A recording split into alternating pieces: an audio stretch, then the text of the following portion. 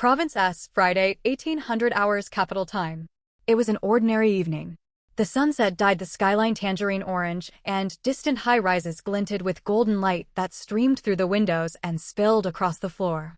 Yuan curled up on the sofa, potato chips in her left hand and cola in her right, eyes glued to a Korean drama on her iPad. Crumbles of tomato seasoning lingered at the corner of her mouth. On screen, the male and female leads had just resolved a misunderstanding, standing face to face in the rain amid thick, charged romantic tension. "Ah, it's so sweet," the male lead finally confessed. Overcome with excitement, she rolled across the sofa, her long hair tangling all over her face. Yuan, lay off the snacks. Dinner will be ready soon." Her mother's voice drifted out from the kitchen. "Okay, Mom," Yuan meekly replied, yet slipped 2 more chips into her mouth from the bag. She thought to herself, "I'll stop once this bag's empty." The air conditioner hummed in the living room. Her mom stirred food in the kitchen, the clink of a spatula mingling with the rich aroma of cooking oil drifting inside. Her father hadn't gotten off work yet, but he'd texted to say he was on his way home and would arrive within half an hour. This was just another ordinary Friday evening for the Yuan household. No one could have guessed it would be Blue Planet's last normal dusk.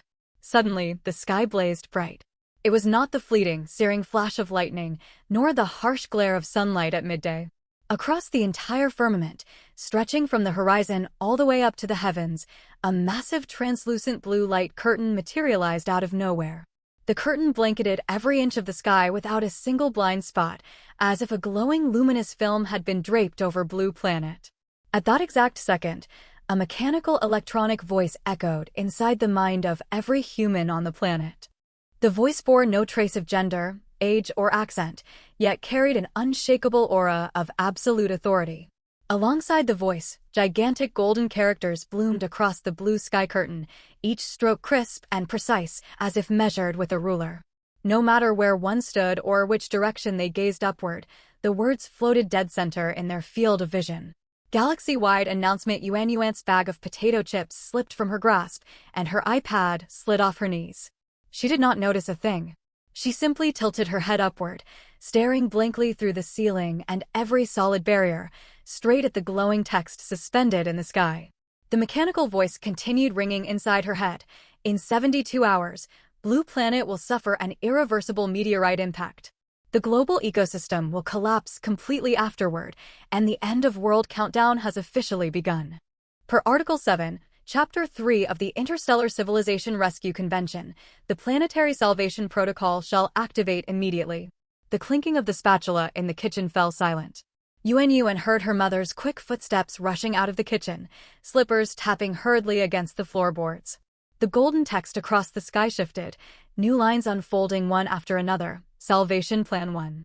All healthy individuals aged 18 to 45 on Blue Planet will be transported to Star Moxing to undergo an ocean survival trial.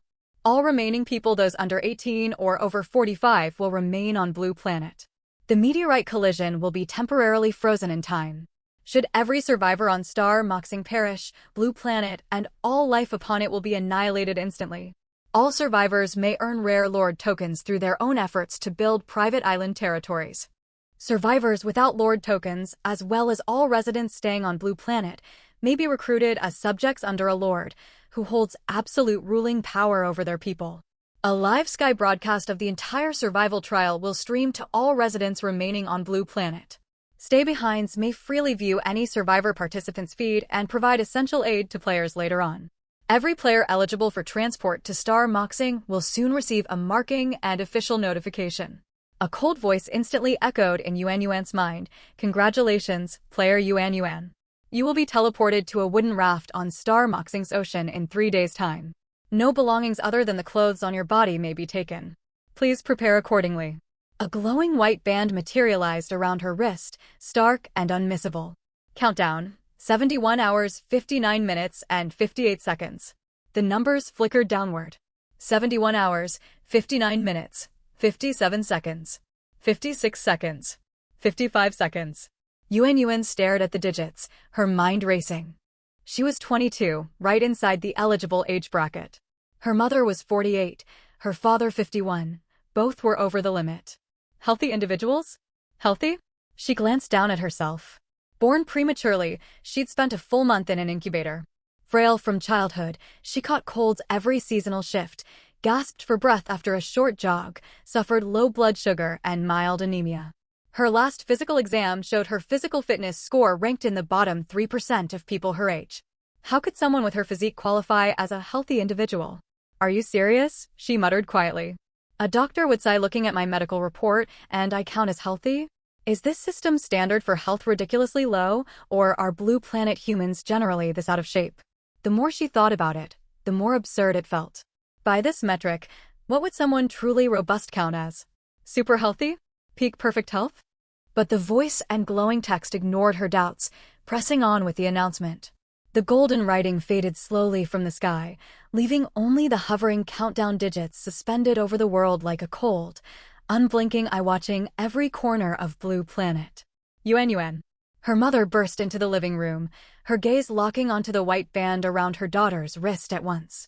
Tears welled instantly in her eyes. She yanked Yuan upright from the sofa, cupping her daughter's face in both hands, scanning every inch as if she wanted to engrave her features into her memory forever. Mom, listen to me. Her mother's voice trembled yet remained clear. You saw the Salvation Plan, right? Your father and I are both past 45, so we'll stay here on Blue Planet. The meteor strike is frozen in time. As long as you're alive, it will never hit. Your father and I will be safe, so don't worry about us. Mom, let me finish. Her mother's voice rose sharply before softening again, fingers digging into Yuan's shoulders until her knuckles whitened. You were premature with a weak constitution. Don't push yourself once you're there. Don't pick fights, but don't let others bully you either. Don't run too hard. Put on extra layers when you're cold, eat whenever you're hungry, don't hold back. Mom, Yuan's voice cracked. Loosen up a little, you're hurting me. Her mother snapped out of it and pulled her hands away, her eyes growing redder still. Yuan.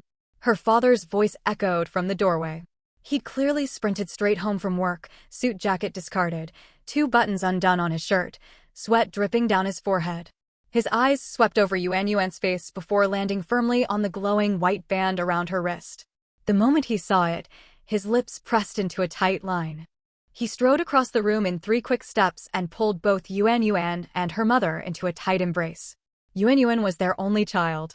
Her mother had fallen while pregnant with her, sending her into labor 7 months early. She weighed a mere 1 kilogram 200 grams at birth, tiny as a kitten, and spent nearly a month in an incubator before she could be taken home. Growing up, she was always the one sitting under the trees watching her classmates run during PE class. Once in junior high, she collapsed mid-800-meter run, face ashen, and her mother cried on the phone for an hour out of terror. Her parents poured every ounce of their care into her. They shared a loving marriage and doted on their daughter without reserve, never speaking a harsh word to her, raising her as their most precious treasure. Yuan sometimes thought she was lucky. For all her poor health, heaven had given her the best parents imaginable. Yuan, her father's deep, steady voice rumbled above her head. Listen to Dad. We have 3 days left on the countdown. We won't go anywhere during this time. We'll stay together. We'll learn wilderness survival skills together. They'll help you once you arrive there. Yuan buried her face in his chest and let out a muffled hum. Her mother sniffled beside them, dabbing at her tear-streaked eyes before clapping her hands briskly. All right, that's settled. I'll dig out the old tablet from the study to watch survival tutorials nonstop. Your father will sort out the first aid kit and pack all the essential medicines for you to memorize. The transport won't carry physical goods, but you'll have the knowledge stored in your head. And not tying, her father added, already mentally drafting a checklist. I've watched documentaries. Rope knots are fundamental for ocean survival. I learned several styles during my military service. 3 days is enough time to teach you all the vital ones. Watching her parents immediately slip into emergency preparation mode, the tight knot of anxiety in Yuan's chest eased slightly. She glanced upward at the still flickering countdown glowing across the sky. The golden digits blazed harsh against the peach-pink sunset haze. That live Sky broadcast, her mother swallowed hard, your father, and I will watch it every second, without fail. No matter what you go through, remember, Mom and Dad are always with you. Yuan lifted her head from her father's embrace and met her mother's bloodshot eyes. Her throat tightened, and she nearly burst into tears. She held them back, blinking rapidly to force the moisture away, then curved her lips into the brightest smile she could muster. "I got it," she said with a feigned air of confidence. "You'll get to see just how awesome your lovely daughter can be." Her parents exchanged a glance, neither calling out how hollow that claim sounded.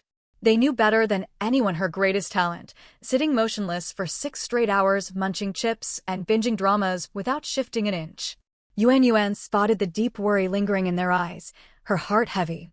She knew what they feared, that their daughter, unable to finish an 800-meter jog, would never survive in a completely alien world. She thought for a moment and chose to comfort them in the way they understood best. "Mom, do you remember when I fell in 4th grade?" Yuan asked out of the blue. Her mother blinked in surprise. "Why bring that up all of a sudden?" "When I tumbled down the stairs, it hurt so badly I thought the world was ending, but it only left a shallow scrape. I was bored out of my mind during my hospital stay, so I filled out a random raffle slip by the lobby counter." Yuan crinkled her eyes in a grin. "And we won that 3-day family cruise trip I'd always dreamed of." Her mother opened her mouth but said nothing. Her father let out a quiet chuckle. "And that time in college, you both remember too." Yuan stretched out a leg to mime slipping. "I stepped on a banana peel and crashed flat on my back, my knee black and blue for weeks. That same night, I retweeted a random giveaway post and won the brand new flagship Fruit smartphone. My classmates called me the luckiest person alive, said my superpower was stumbling into good fortune." Her smile faded, and she locked eyes with her parents, speaking slowly and earnestly. "Dad, Mom, think of all the misfortunes I've had growing up. Sprained wrists, bumps and falls, fevers and colds landing me in hospital, countless incidents. But every single time, something good came out of it in the end. Don't worry about me. I'm the kind of person who, what's the saying? After extreme adversity comes good fortune," her father supplied. "Exactly, after extreme adversity comes good fortune. It'll be the same on Star Moxing." Yuan balled her fists in a determined gesture. "Maybe I'll fall overboard on day 1, and a massive treasure chest will float right to me the next morning." Her mother laughed through her tears and pinched her cheek lightly. "Silly child, why use falling into the ocean as an example?" Still, the heavy tension in the room lifted noticeably. For the next 3 days, the Yuan household entered an unprecedented intensive training routine. On the first morning, her father emptied the entire first aid kit and walked her through every supply one by one. "This is iodophor for disinfection. Rinse wounds with clean water first, then dab this on. These sterile gauze pads go directly over the injury before wrapping with bandages. Don't wrap bandages too tight, you'll cut off circulation and cause tissue death, but not so loose they slide right off for nothing." As he spoke, he demonstrated wrapping and unwrapping bandages on her arm repeatedly until Yuan could tie a proper medical knot on her own. Yuan jotted every instruction down, drawing small diagrams beside her notes for reference. Afternoon was dedicated to knot tying drills. Her father dragged a bundle of old nylon rope out of storage and spread it across the living room floor. Sitting across from her, his fingers twisted fluidly through the cord. "This is an overhand stopper knot to secure rope ends and stop them slipping free. A square knot links 2 separate lengths of rope. The bowline is the classic rescue knot, tightens when pulled, loosens with a push, and won't constrict or strangle you if looped around your body." Yuan had small hands and little strength. Her knots kept unraveling no matter how hard she tried. Her father remained patient, repeating each lesson over and over. By the second night, she could tie a perfect bowline with her eyes closed. On the second day, the whole family watched wilderness survival documentaries together. The tablet propped up on the dining table, the 3 huddled side by side, scribbling notes as they watched. The 3 core survival necessities, water, fire, shelter, her mother repeated constantly. Fresh water matters far more than food. Humans die after 3 days without water, but can survive weeks without eating suicide, her father added. An expert on screen demonstrated how to filter seawater. Yuan fixed her gaze on the footage, memorizing every detail rapidly. She'd always possessed a sharp memory, capable of cramming enough material to pass an exam in one all-nighter. What she learned now might well save her life. Kelp, nori, and other seaweed are everywhere in the ocean. Rinse them clean and they're edible, packed with iodine and vitamins. If you spot any shellfish you don't recognize, check first. There should be a system identifier tool there, right? Her mother sounded uncertain. Fish too, her father cut in. You don't have much strength, so forget spearing fish, it's not practical. You can make a simple fishing net, weave rope into a pouch, bait it, sink it underwater, and wait for fish to swim inside. Yuan listened intently, her notebook filled with over a dozen crumpled pages of increasingly messy handwriting, packed with notes, fashioning makeshift water filters from clothing, reading wind direction, preserving materials with seawater and mud. On the third night, she flipped through the notebook cover to cover, then closed it and set it on her knees, staring blankly at the front cover for several seconds. She knew she could not take the book with her, but every word inside was etched permanently into her mind. 1,700 hours on the third night, only 1 hour remained on the countdown. The three sat silent in the living room, none daring to break the quiet. Yuan's mother pulled her into another long, lingering hug. When she finally let go, Yuan saw her eyes red once more, yet not a single tear fell. Yuan, her mother's voice trembled, though a faint smile tugged at her lips. Put on this sweater I knitted for you. Nights out on the ocean get cold. It won't count as extra contraband, and you can unravel the yarn to weave fishing nets or other supplies if you need to. Earlier, Yuan had tried to exploit a loophole by piling layers of clothes and blankets over yourself, only to trigger a system warning. Aside from one seasonal outfit, she could bring a maximum of 1 extra sweater. She now took in the garment her mother had rushed to finish over these past days, soft cream white, her favorite color, with a tiny pink embroidered flower stitched at the neckline. Her throat tightened, and she could not utter a single word. Don't cry, her mother brushed away stray tears that had seeped from Yuan's eyes without her noticing. If you cry once you're transported, everyone watching the Sky livestream will see you. How embarrassing would that be? Yuan burst out laughing at her mother's remark, fresh tears spilling down her cheeks all the same. Her father stepped forward and wrapped both mother and daughter in his arms. Yuan, he murmured in her ear, his voice steady as a mountain. Don't forget all the knots I taught you. Once you arrive, locate fresh water first, then find a way to start a fire. Above all, keep yourself safe. Yuan nodded hard, burying her face in the crook of his shoulder and drawing in a deep breath, the scent of laundry detergent mixed with his faint tobacco aroma. The moment the countdown hit 0, blinding white light swallowed everything. Yuan's body turned weightless. She strained to keep her eyes open, desperate to catch one final glimpse of her parents amid the radiance. She saw her mother frozen mid-hug, a soft, gentle smile fixed on her face. She saw her father's arm wrapped around her mother, his lips parted as if mid-sentence, maybe words of encouragement, a promise to wait for her, or simply her name. Then everything vanished into nothingness. The next second, Yuan caught the salty tang of seawater. It was not the artificial saltiness tainted with disinfectant from swimming pools, but an authentic, intense oceanic scent crashing over her, mingled with fishy odor, algae, and thick mineral brine. She opened her eyes and found herself perched on a tiny wooden raft, surrounded by boundless seawater stretching to the horizon. Dark blue water rippled gently around the raft. Sunlight seeped through cracks in the pale gray clouds, scattering shards of golden light across the sea surface. The air was colder than she'd imagined, carrying a sharp chill that raised tiny goosebumps all over her exposed arms. Kneeling on the raft, Yuan spent a full 10 seconds processing 3 harsh realities. First, the teleportation had succeeded. Second, she was adrift on a completely unfamiliar ocean. Third, the raft beneath her rear was shoddily cobbled together from nothing but a few broken planks and rusty iron nails. She glanced down at her own clothes, a plain white t-shirt, denim shorts, and sneakers. The pale glowing band wrapped around her wrist was identical to how it had looked for the past 3 days, clinging quietly to her skin with a faint soft luminescence. She reached out to touch it. There was no tactile sensation at all, yet the luminous band was undeniably there. All right then, Yuan took a deep breath and muttered to herself. You've got this, Yuan. It's just ocean survival, right? You binged survival documentaries for 3 straight days, practiced tying 100 different knots, and memorized pages of notes. You've got the knowledge, She glanced at her scrawny arms and legs.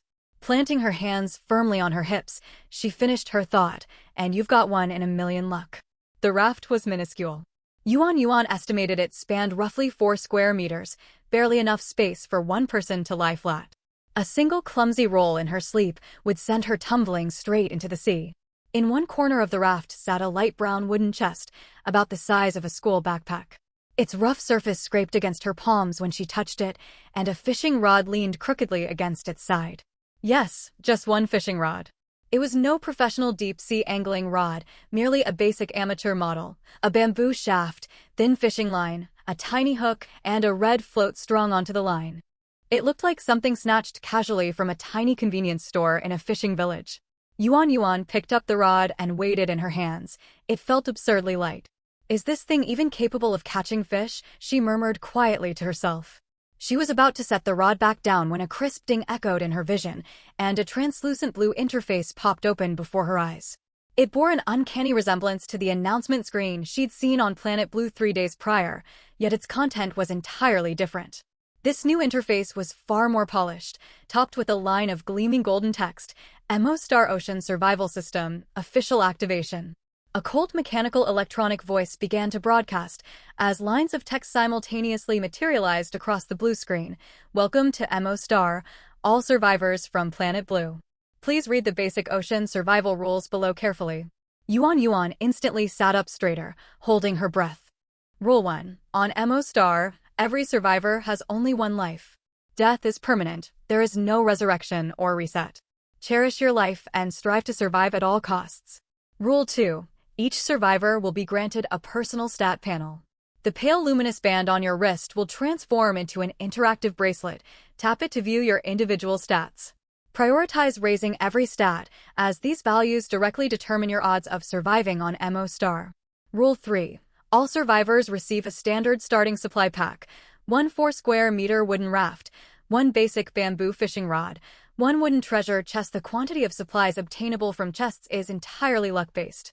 Survivors may use their fishing rods to reel in various supplies, treasure chests, and rare special items from Emo-Star's ocean waters. Rule 4. Emo-Star's seas teem with unknown creatures and lethal hazards. Do not enter the water without proper equipment. Remember, the ocean is deadly. Rule 5. All survivors are currently under a 7-day novice protection period. While the protection lasts, you will be relatively safe on your raft. Use these 7 days to adapt to your surroundings and stockpile supplies to withstand the trials awaiting you once protection expires. Rule 6. Earn experience points as quickly as possible. Upon reaching level 10, the class system will unlock.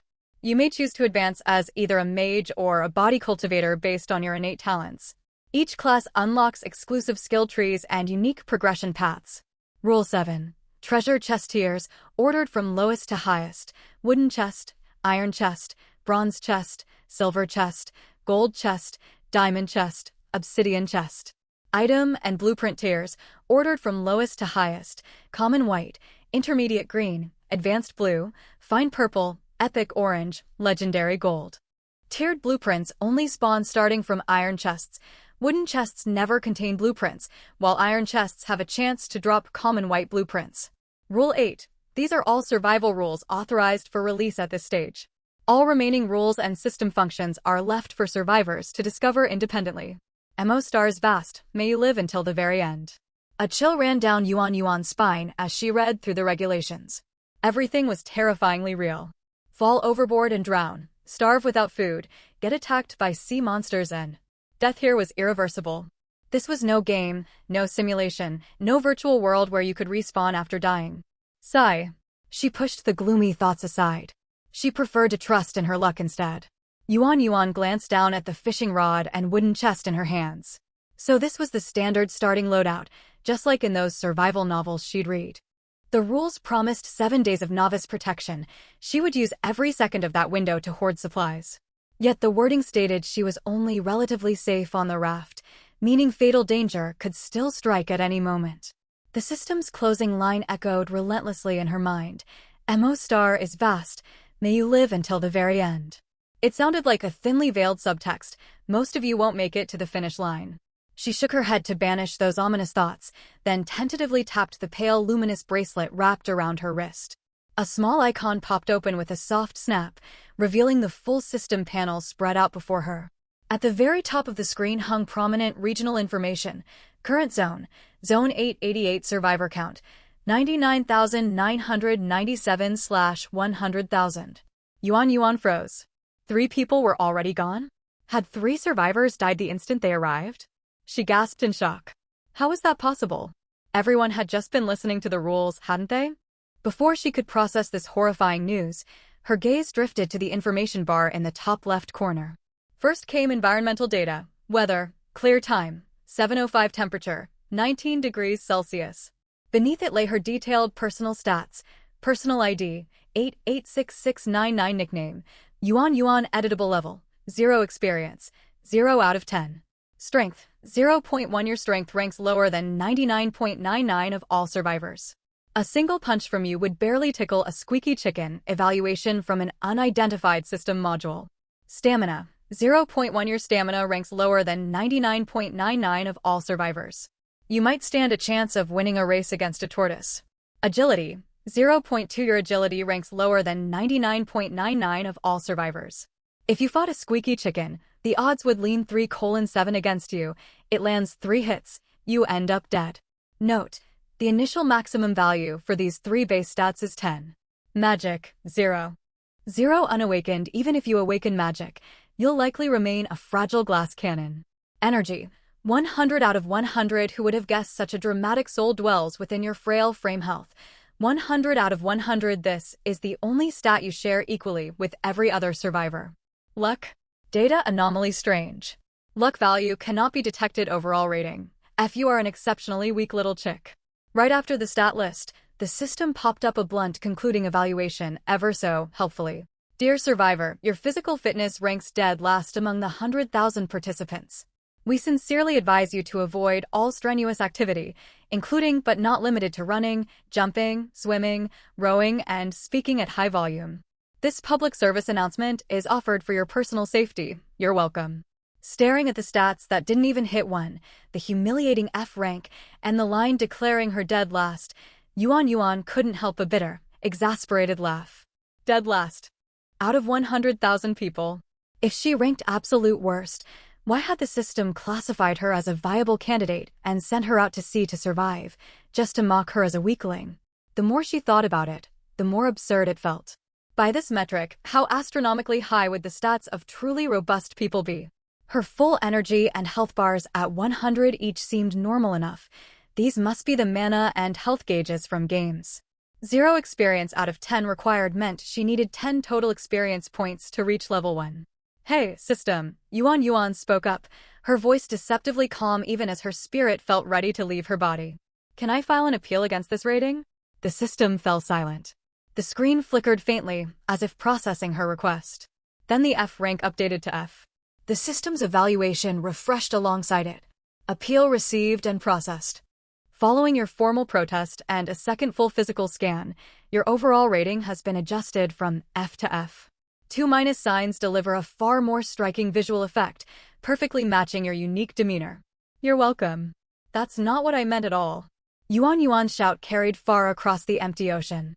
I hated how ugly F sounded. I didn't ask you to add another minus sign. The system offered no further response.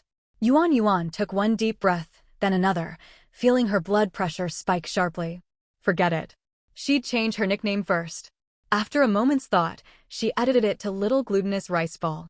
What she did not know was that countless live viewing screens back on Planet Blue broadcasted her stat panel to millions of viewers, who all fell into stunned silence.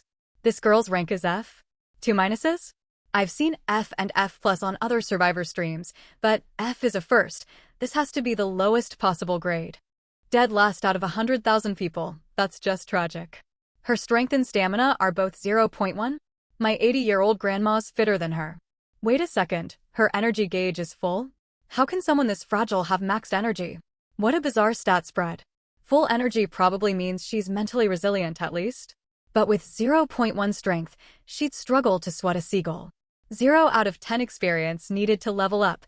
No one knows what actions award experience points yet. We're doomed. This girl won't last 3 days tops. Don't count her out before she even starts. Her luck stat shows data anomaly. What does that even mean? Can't the system read it? Maybe it's abysmally low, too weak for the system to register? That doesn't add up. If it were terrible luck, it would display 0 or a negative number. An anomaly, could it be impossibly high? Insanely good luck? Just look at her physical stats. Does she strike you as someone blessed with fortune? I've got no rebuttal for that. The live chat exploded into conflicting arguments, yet the vast majority of viewers held no hope for her survival. Some shook their heads and sighed, others fretted over whether she would survive the novice protection period, while many switched channels to watch other more promising survivors. Only a small handful of official observers and Yuan Yuan's parents fixated on the anomalous luck marker, clinging to a faint thread of quiet hope. Yuan Yuan studied her turbulent emotions and resolved to familiarize herself with the system panel. She studied its layout carefully. Aside from the personal stats in the top left and zone information at the top edge, the main body of the screen was split into 4 functional tabs: Zone Chat, World Chat, System Inventory, System Shop. World Chat and System Shop were grayed out, indicating these features would only unlock once she met certain level or progression requirements. Yuan Yuan tapped open System Inventory first. A grid-based storage window unfolded, laid out as 2 rows of 5 slots, 10 storage spaces in total, neatly arranged. The first 9 slots sat empty. Only the final slot held a single item, resting silently in place. Yuan Yuan's breath caught in her throat. It was the wool sweater her mother had knitted for her, creamy white with a tiny pink embroidered flower stitched around the collar. Wait a minute. She'd been wearing this sweater during the teleportation, hadn't she? She glanced down at the white t-shirt on her body, then back at the inventory icon. It clicked. The clothes she'd worn upon arrival were the ones on her back right now. The sweater had been separately stored away by the system and placed in her inventory. She tentatively tapped an empty inventory slot. A small prompt box popped up. Hold the item you wish to store or retrieve close to your body and recite the command silently. Sigh. She had no extra items to store for the time being. She selected the icon of her mother's sweater and chose Retrieve. The next instant, the soft, creamy wool sweater, redolent of a familiar scent, materialized in her palms. It was thicker than she'd remembered. Her mother had used the finest wool yarn. The fabric felt plush, carrying a faint whiff of laundry detergent, the scent of Planet Blue, the scent of home. Yuan Yuan pulled the sweater over her head. It ran 1 size larger than her usual fit, falling past her hips with sleeves long enough to completely swallow her hands. Her mother had likely made it oversized on purpose so it would fit for years, with room to layer other clothes underneath. Warmth seeped through the wool fibers into her skin, coursing through her veins and settling deep in her heart. It felt just like her mother wrapping her in a tight embrace. Yuan Yuan sniffled, rolling the overlong cuffs twice to free her fingertips. All 10 inventory slots were empty once more. All right, Yuan Yuan said to herself. I'll fill these up eventually, probably run out of space before long. Now, time to get to work. Yuan Yuan squared her shoulders, brimming with newfound resolve. She decided to check what was inside the starting treasure chest first. The pale brown wooden crate sat in one corner of the raft, looking unremarkable. Yuan Yuan squatted down and whispered to the box, "Please give me lots of stuff, lots of stuff. God of wealth, bless me." She rubbed her hands together and pried the chest open. Her faith in the God of wealth shattered into tiny pieces right then and there. The contents of the wooden chest were pitifully sparse: 1 500-milliliter bottle of mineral water and half a loaf of bread. Yes, only half. Not a whole loaf, not neatly packaged, just half. The break was jagged, as if someone had torn it apart carelessly. The bread itself was dry and stale, obviously past its prime. She couldn't help wondering who had the other half. Yuan Yuan picked up the water bottle and bread, turning them over and over twice. 1 bottle of water. Half a loaf of bread. That was everything she owned. After she took the items out, a prompt appeared above the chest stating it could be dismantled into 5 planks of wood. Yuan Yuan selected no. System, she called out tentatively, did you send the wrong starting chest? Did you forget to include the other half of the bread? There was no response from the system. She glanced at her overall rating on the system interface, F. The 2- signs stung her eyes. Fine then. Yuan Yuan carefully placed the bread and water back into the crate. If I ration the water, it can last 2 days. I'll hold on to the half loaf too. I don't eat much anyway. She picked up the fishing rod and twirled it in her hands. Rule 3 stated the rod could reel in supplies and treasure chests from the sea. In other words, this rickety bamboo pole was her only source of income for now. Back on the sky screen, her mom and dad were surely watching her. Her mother was probably wiping away tears, and her father sat silent. They must have seen that F rating and the measly half loaf of bread. But she still had the sweater her mom had knitted for her.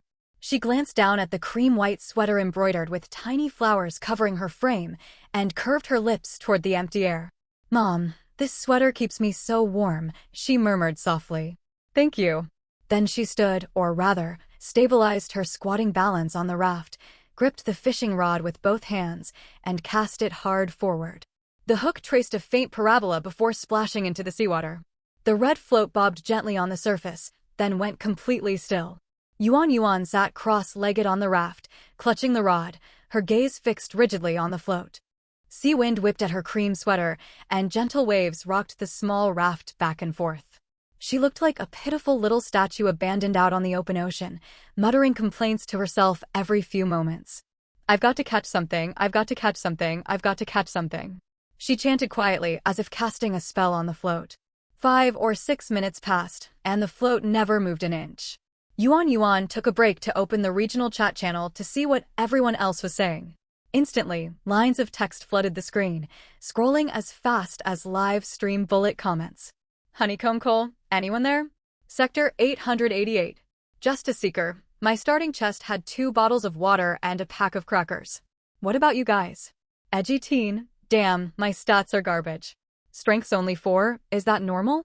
Hopeless romantic, buddy above, 4's not bad. Mine's just 2.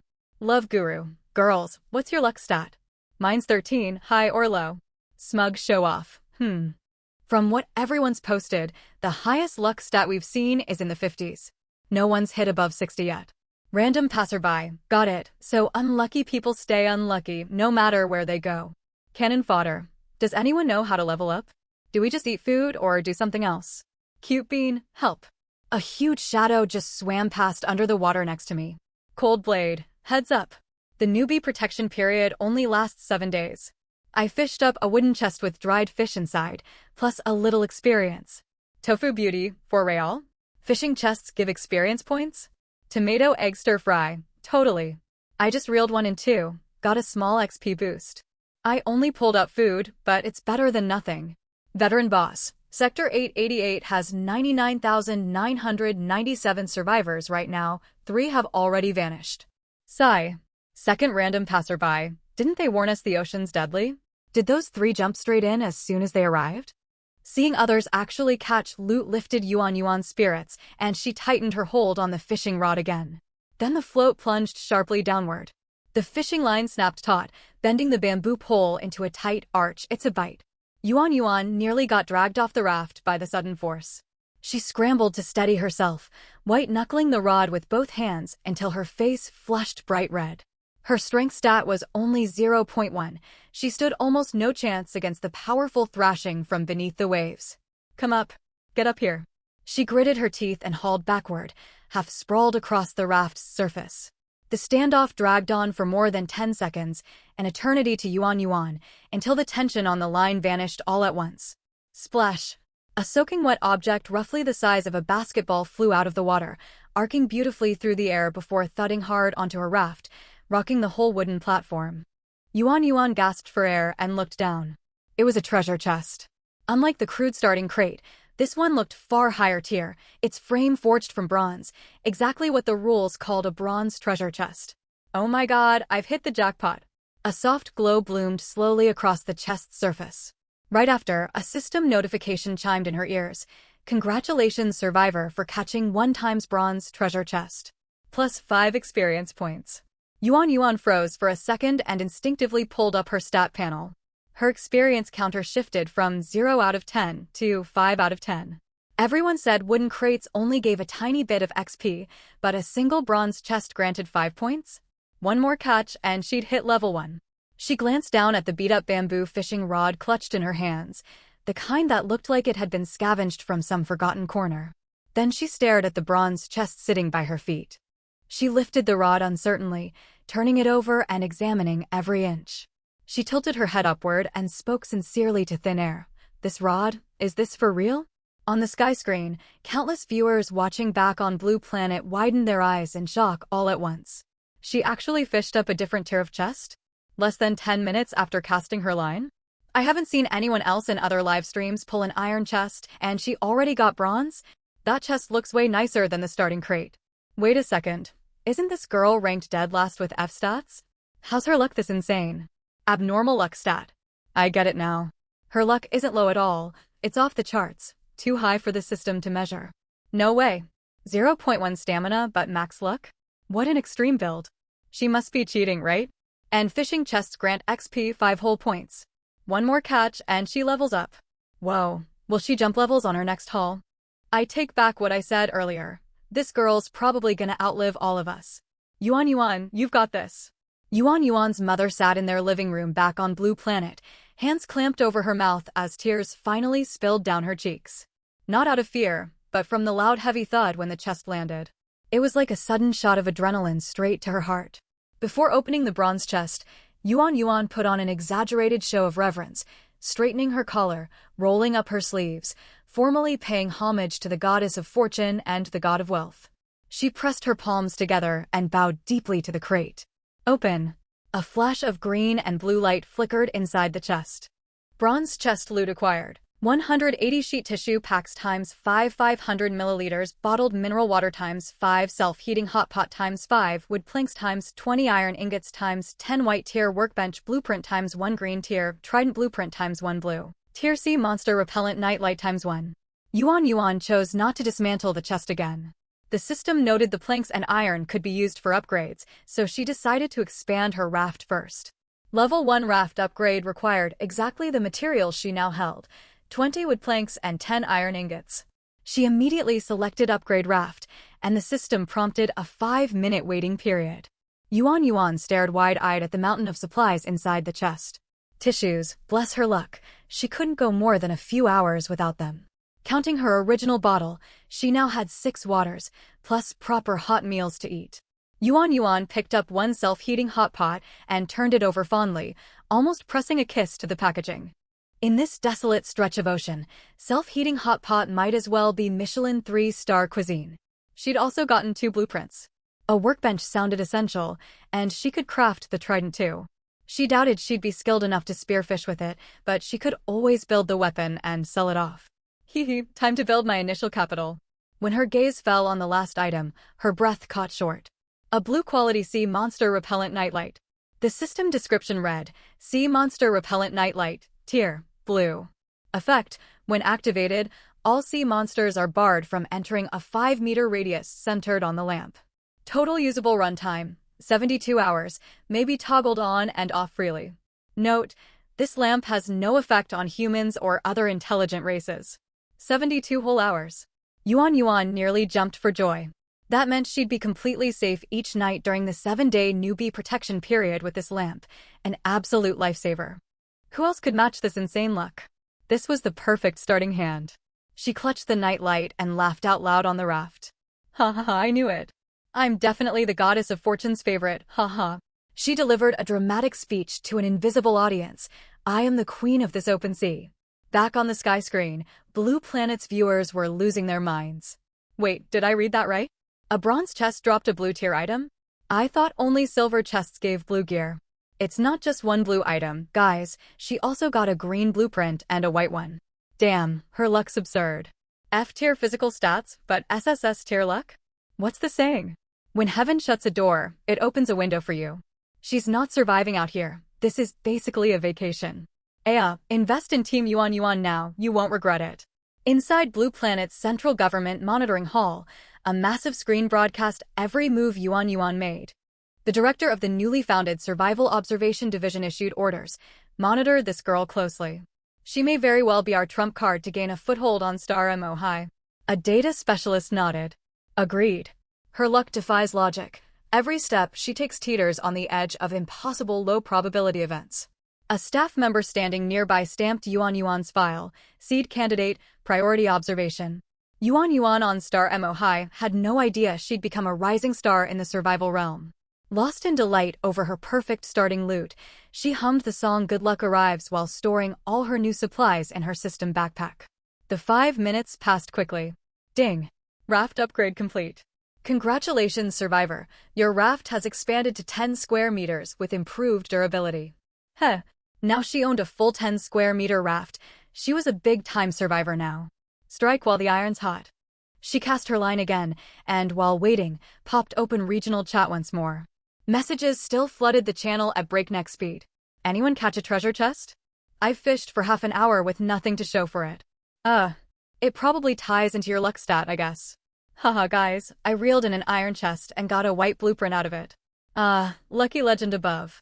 Bow down, bow down. Reading the chat, Yuan felt warm satisfaction swell inside her. She was too kind to brag about her bronze chest haul. It paid to stay humble. 5 minutes. 10 minutes. 30 minutes. 2 full hours slipped by, yet the float never budged. She tried every fishing posture imaginable, sitting, squatting, lying flat, even gripping the rod between her toes. Why me? Yuan shouted to the sky. I caught something in 10 minutes last time. What gives? Does luck just come in random bursts, working 1 minute and dead the next? She'd sat on the raft for far too long, and a dull ache throbbed in her lower back. She stood to stretch her legs and pulled up her stat panel.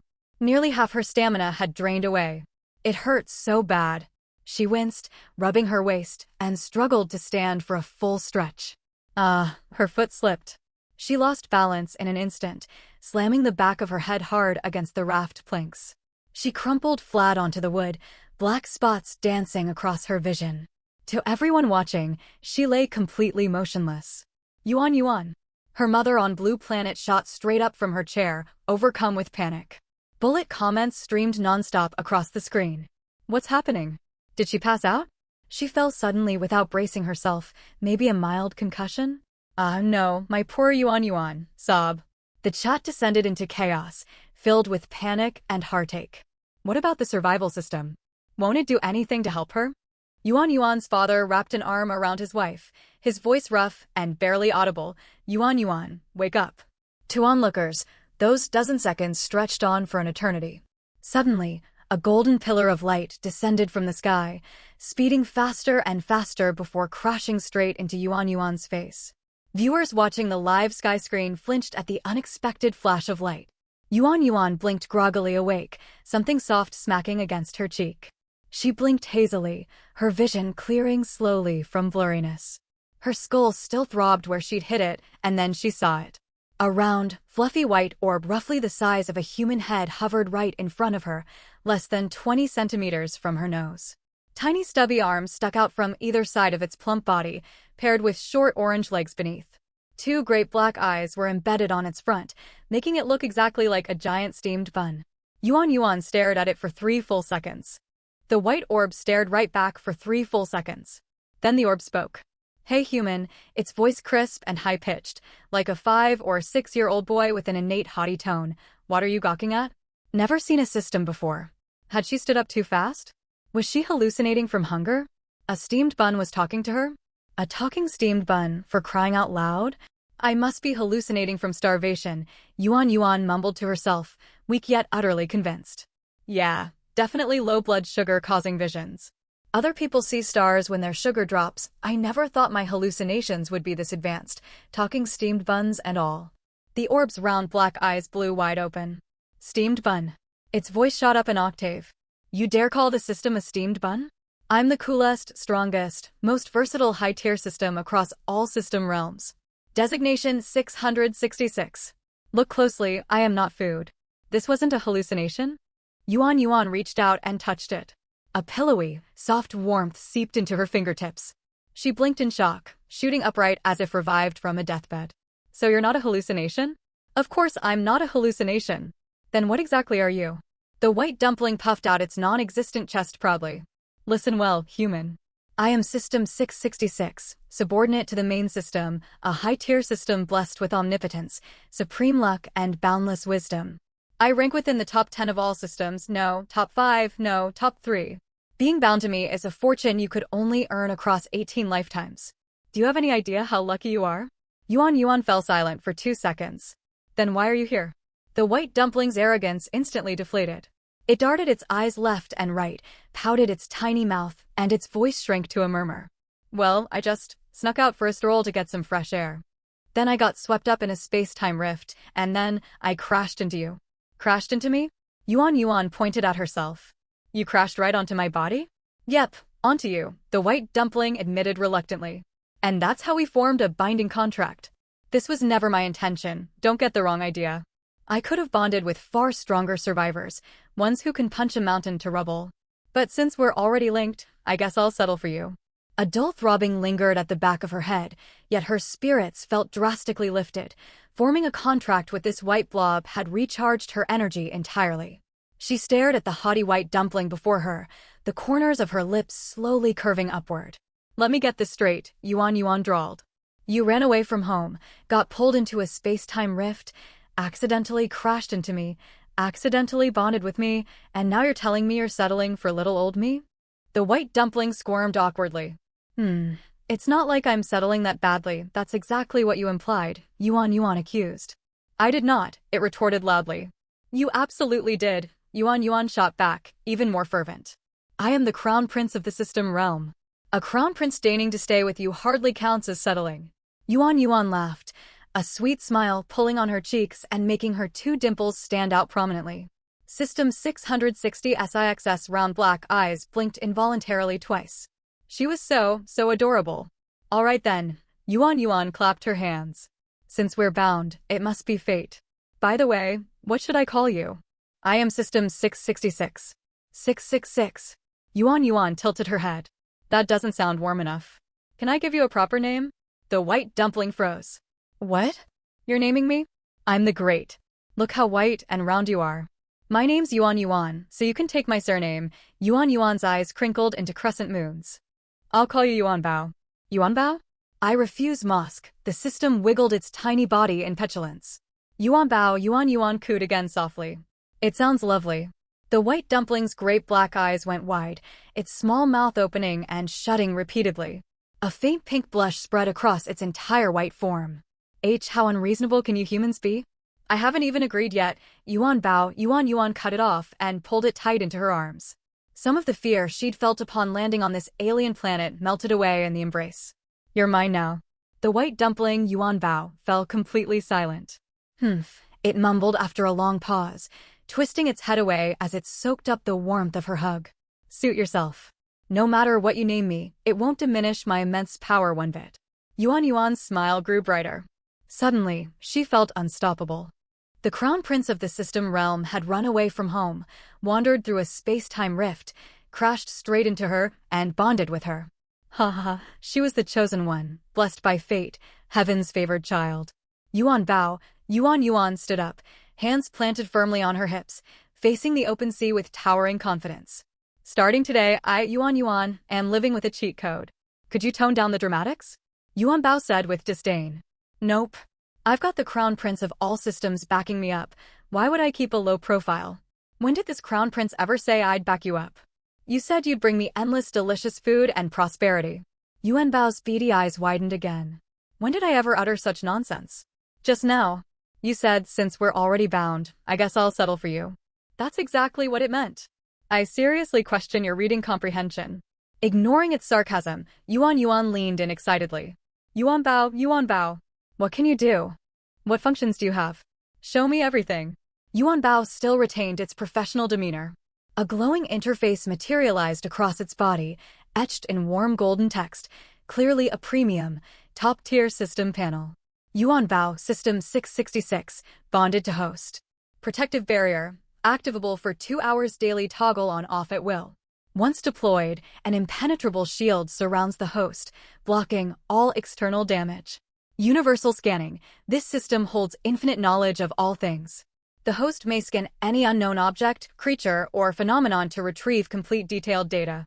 Additional features will unlock gradually as the host levels up. Yuan read the panel and fell quiet. Only 2 functions? Just 2? You claimed you're the crown prince of the system realm, she asked, confused. Had it just given itself that grand title? These 2 are more than enough for your current stage. The barrier keeps you alive, and scanning lets you log every new discovery. What more could you want? One-hit instant kills?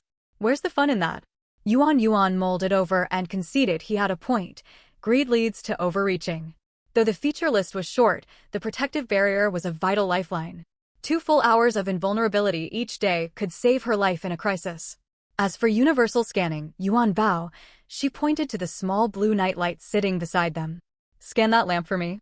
I want all its details. A streak of golden light emanated from Yuan Bao and swept over the nightlight. Sea Monster Repellent Nightlight Grade, Blue Effect, repels all sea monster creatures within a 5-meter radius once activated. Total usable duration, 72 hours. Notes: only effective against sea monsters. Humans and other species remain unaffected. Recommended for use at night or in dangerous ocean zones. Avoid wasting runtime unnecessarily. Yuan nodded in satisfaction. All right then, let's start with scanning. Yuan Bao, scan this fishing rod and tell me its origin. Yuan Bao swept the beat-up rod with golden light once more. Worn fishing rod grade, junk description, the most basic fishing rod native to Star Mo High. Only a 1 chance to catch bronze tier or higher treasure chests. 1%. Yuan blinked in shock. I pulled a bronze chest in just 10 minutes. Does that mean pure natural luck? Yuan Bao replied, a hint of unspoken pride lacing its tone. But now that I'm with you, your fortune will soar even higher. Yuan let out a snorting laugh. She was about to speak when Yuan Bao suddenly warned, people are watching you. Hundreds of them. Yuan froze, then realized the truth. People back on Blue Star, her parents, countless strangers, all staring at her through the celestial sky screen. Oh right, Yuan waved casually at thin air. Mom, Dad, did you see that? I've got a system now. My cheat code activated. Don't worry about me. On the other side of the sky screen, the comment section exploded into chaos. A system. She bonded with a system. What's that white blob even supposed to be? Crown Prince of the system realm? A subordinate of the main system? Ran away from home and crashed into her elm. Oh, what an absurd way to form a bond. This is next-level ridiculousness taken to its absolute peak. She's straight out of a web novel, with a personal system at her beck and call. Yuan named the system Yuan Bao. Yuan and Yuan Bao, they're such a perfect match. Wait a second, she just said she's using a cheat code? Doesn't that count as cheating? The moment the words cheat code and cheating flooded the comments, public opinion took a sharp turn. Across every sky screen channel on Blue Star, thousands more viewers flooded Yuan's live feed. It was no longer just people from Province S. Most survivors worldwide were glued to her broadcast. Some envied her, some marveled, others seethed with jealousy. This isn't fair. Why does she get a system? Our nation's survivors have nothing, so why does she get an unfair hack? Report her. This is blatant cheating. We have to file a formal complaint. Yes, mass report. Make the survivor system investigate her. Within seconds, tens of thousands of reports flooded the survivor system's backend. Every single complaint bore the identical reason. Survivor ID 886699 is using cheat mechanics. Request full system audit. Yuan Bao hovered mid-air and flickered faintly. People are filing reports against you, Yuan Bao said flatly. They claim you're cheating with an exploit. Yuan paused, then smiled. What happens then? Will they take you away? Seize me? Disdain flashed in Yuan Bao's eyes. I am an officially registered, fully authorized system, directly affiliated with the Supreme Main System, it declared, born arrogance dripping from every word. Seconds later, bold golden text popped up across Yuan's live feed for every complainant to see. Official investigation results, following a full audit by the main system. All circumstances surrounding Survivor ID 888666 Yuan are deemed completely legitimate. System 666 bonded with the survivor after being swept into Star Mo High by a spontaneous space-time rift. This accidental binding complies with Clause 5, Chapter 12 of the Interstellar Civilization Salvation Convention, classifying the contract as legal and valid. No cheating violations have been detected on the survivor's record. Penalty ruling: all submitters of these reports have filed malicious complaints intended to disrupt survivor order. Punishment: 24-hour comment ban. Immediately afterward, an endless scrolling list of banned user IDs rolled across every complainant's screen. The people who'd been screaming about cheats and exploits moments earlier fell dead silent. It wasn't that they didn't want to speak, they physically could not post any longer. Yuan Bao glanced over the long list of banned accounts and let out a tiny huff. How dare they file random reports on my host? Yuan heard the line and smiled, her eyes crinkling into soft crescents. What was that you just said, Yuan Bao? I didn't catch it. I said, go eat yourself heating hot pot already. Yuan Bao twisted its small body away. You haven't eaten a thing all day. Are you worrying about me? Yuan raised an eyebrow. I'm worried if you starve to death I'll have to rebond with a new host. It's far too much trouble. You're definitely worrying about me. I am not. Yuan Bao, I really like you. Yuan Bao's entire round form flushed pale pink, rendered completely speechless. On the other side of the sky screen, after a brief stunned lull, the comment section erupted into even wilder celebration. So protective. This system is insanely loyal to its host. Who knew it'd be such a tsundere system? Everyone who reported her got muted. LMAO, serves them right. Yuan's totally right. She's using a cheat code, a legal one. Huh. The crown prince of the system realm personally watching over her. Who dares lay a finger on her? Yuan stand forever. All hail Yuan. Yuan had already opened her first box of self-heating hot pot. 15 minutes passed, and she lifted the lid. Spicy red oil bubbled ferbly amid rising steam, rice noodles and vegetables swirling in rich broth. A thick, savory aroma drifted out, mixing with the sea salt breeze to hang thick in the air. Yuan drew a deep breath, her eyes stinging faintly. It wasn't just sentiment, well, a little bit of that too. She'd feared her first day of survival would consist of nothing but half a stale loaf of bread. Mostly, though, she was just starving for the savory meal. Want a bite? Yuan pushed the hot pot toward Yuan Bao. I have no need to consume food. Yuan Bao paused, unwilling to turn down her kindness, and added quietly, though it does smell decent. I suppose I can sample a little. Yuan scooped a portion onto the plastic lid and slid the bigger serving over to Yuan Bao. Yuan Bao nudged the larger portion back with its round body. I don't need that much. Dig in. She lifted her chopsticks, grinning to reveal her dimples at the steaming pot. Yuan Bao hovered beside her, perched atop a treasure chest. Slow down, no one's racing you for it. Yuan lifted a chopstick full of noodles, blew on them to cool them down, and took a bite. Spicy. Scaldingly hot. Absolutely delicious. Her eyes curved into bright crescent moons. A soft sea wind swept over them, gentle waves lapping against the wooden raft as it drifted slowly across the ocean surface. Yuan's mother finally lowered the hand she'd clamped over her mouth. Her palms were soaked in sweat, tears streaked her face, yet a relieved smile tugged at her lips.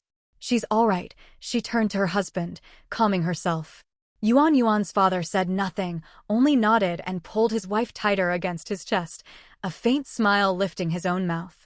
Yuan slid the empty hot pot box to one side. With no trash bin available, she left it tucked in the raft's corner. Hiss, hiss, red chili oil ringed her lips. Every last noodle was gone, and she'd drunk most of the broth straight from the container. I'm stuffed. Yuan flopped back onto the raft, rubbing her full belly with a satisfied expression. This is hands down the best self-heating hot pot I've tasted in my 22 years of life. Yuan Bao looked utterly unimpressed. Your standards are pitifully low then. You wouldn't understand. This is pure bliss. Yuan twisted open a mineral water bottle and chugged half of it, wiping her mouth with a tissue. Suddenly stranded in the middle of this endless ocean, all alone, a hot, warm meal is such a luxury. Wait, scratch that, I'm not alone, I've got you. Yuan tilted her head to glance at Yuan Bao. Humph. It had no retort to that. Billions of survivors lived on Star Mo High, and less than 1% would ever stumble across a self-heating hot pot. Most subsisted on dry bread and cold seawater, some couldn't even secure enough fresh drinking water. And truly, she wasn't alone at all. Yuan Bao reminded her, aren't you going to use that blueprint you found? Yuan smacked her forehead. Right? She sat up straight and pulled up the blueprint interface. I completely forgot about it. How do I craft this? She pulled out the workbench blueprint. Crafting required 10 planks and 2 iron ingots. A trident could only be forged on a workbench, costing 6 iron ingots per unit. She'd already burned through all 20 planks and 10 iron ingots upgrading her raft earlier. Excitement faded into contemplation on her face. So my current shortage is crystal clear, she counted off on her fingers. No planks, no iron ingots. Yuan Bao, you still have your initial unbroken wooden crate. Disassembling it yields 5 planks. Yuan took a deep breath and gripped her beat-up fishing rod again. All right then, she said eagerly to the open sea. Send me more treasure chests. She cast hard, the hook sinking into the waves, red float bobbing lightly on the surface. Minutes ticked by. She'd braced herself for another 2-hour wait, but luck was clearly on her side today. Less than 5 minutes later, the float plunged sharply underwater. Got one. Yuan gripped the rod with both hands and hauled backward. The weight was light. She pulled the underwater treasure up with minimal effort. Thud crash. A pale brown wooden chest landed solidly on the raft. Opened wooden chest rewards. Planks times 20. Basic wooden cabin blueprint white times 1. Iron axe blueprint white times 1. Nylon rope times 100 Wow. A cabin blueprint, and rope too. I might even have a little wooden house to sleep in tonight. Yuan bubbled with delight. She selected her 2 spare wooden crates to disassemble. Disassembled 2 wooden chests, gained planks times 10. Hee, now she had more than enough planks, only iron ingots left to collect. Without hesitation, she cast her line back into the sea. This time she waited roughly 10 minutes before the float dove down once more. Another wooden chest, though luck was thinner this time, it only held 20 planks inside. Yuan immediately disassembled it. Disassembled 1 wooden chest, gained planks times 5. Her plank stockpile was now more than sufficient, yet her iron ingot count remained 0. The workbench needed 2, the trident 6, 8 total iron ingots required. Yuan tightened her grip on the rod and muttered toward the ocean waves, "Iron ingots, iron ingots, iron ingots." The hook splashed back into the sea. Nearly 30 minutes passed. Her arms ached badly, yet she gritted her teeth and refused to let go of the rod. The float sank violently, this pull far heavier than any wooden chest before. Something big's on the line. Yuan braced both hands on the rod and leaned her full weight backward. Splash! A dark gray chest glinting with metallic luster burst from the water and crashed onto the raft with a heavy bang. An iron treasure chest. Yuan drew a sharp breath and flipped open the lid. Opened iron chest rewards. Iron ingots times 10. Water purifier blueprint green times 1. Cluster of grapes times 1. Her breath hitched the second the lid swung open. Iron ingots finally showed up. Does this ocean run on a magic lamp or something? Fruit and a water purifier too? Yuan snatched Yuanbao up and rubbed its soft round form vigorously in her palms. Hey, let go of me at once. This is all your own naturally high luck stat. Yuanbao wriggled in her grasp. I only need 8 of these anyway. Yeah, but I've got it now. So it seems. Yuan fell silent for 2 seconds, then, ahhhhhh. She hugged Yuanbao and hopped twice on the raft, sending the wooden craft swaying wildly beneath her feet. Startled, Yuanbao flickered with golden light, nearly activating its protective shield. Calm down this instant. I can't calm down. Yuanbao held Yuanbao high above her head, brimming with excitement. I asked for iron, and iron appeared right away. This is what it means to be blessed by fortune. This is the prestige of a child of destiny, a daughter chosen by heaven. Yuanbao silently retracted the protective barrier it had been about to deploy. Stay composed. This is just standard for someone with max luck stat. How can you be certain my luck is maxed? Yuan was utterly confused. The system had only shown her a string of question marks before. From the moment I bound myself to you, your luck value has been visible to me. Over on Blue Star, viewers flooded the live chat. Her luck is absolutely insane. She hooked iron just like that. Is this the power of full luck stats? I'm so jealous. Yuan opened her system panel. Sure enough, her luck stat now read luck 100. Congratulations! Having maxed your luck stat, you have unlocked the title Beloved of the Goddess of Fortune.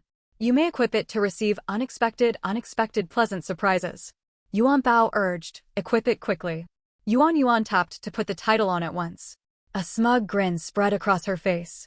I knew it, my luck's unbeatable. She didn't rush to use the iron ingots right away. First, she stowed the 10 planks gained from dismantling the wooden treasure chest. Then stored the 10 iron ingots from the iron chest in her inventory. Dismantled iron treasure chest times 1 acquired, iron ingot times 5. Yuan's eyes lit up. It seemed every type of chest yielded 5 corresponding crafting materials when taken apart. She pulled out the blueprint for a workbench next. Construct workbench, plank times 10, iron ingot times 2. She retrieved 10 planks and 2 iron ingots, tapped construct, and placed the workbench in the top left corner of the raft. A pale blue glow flared up on the raft. In barely over 10 seconds, a small workbench half a meter tall and wide materialized in the corner. Its surface was wooden, edged with iron sheeting, crude-looking, yet sturdy. A translucent operation panel hovered above the tabletop, prompting her to insert blueprints to learn recipes before placing materials for crafting. Yuan ran a hand over the workbench surface. Done, she nodded in satisfaction. She opened the floating panel and uploaded every blueprint in her possession. The material requirements for each craft popped up one after another. Trident. Attack +8, durability 300, crafting materials. Iron ingot ×6, craft time. 10 minutes iron axe. Attack +2, durability 100, crafting materials. Plank ×1, iron ingot ×1, craft time. 10 seconds. Water purifier. Produces 5L of drinking water daily. Crafting materials. Charcoal ×5, glass ×2, gauze ×1, craft time. 10 minutes. One blueprint yields only one purifier. Basic wooden hut. Durability 1000.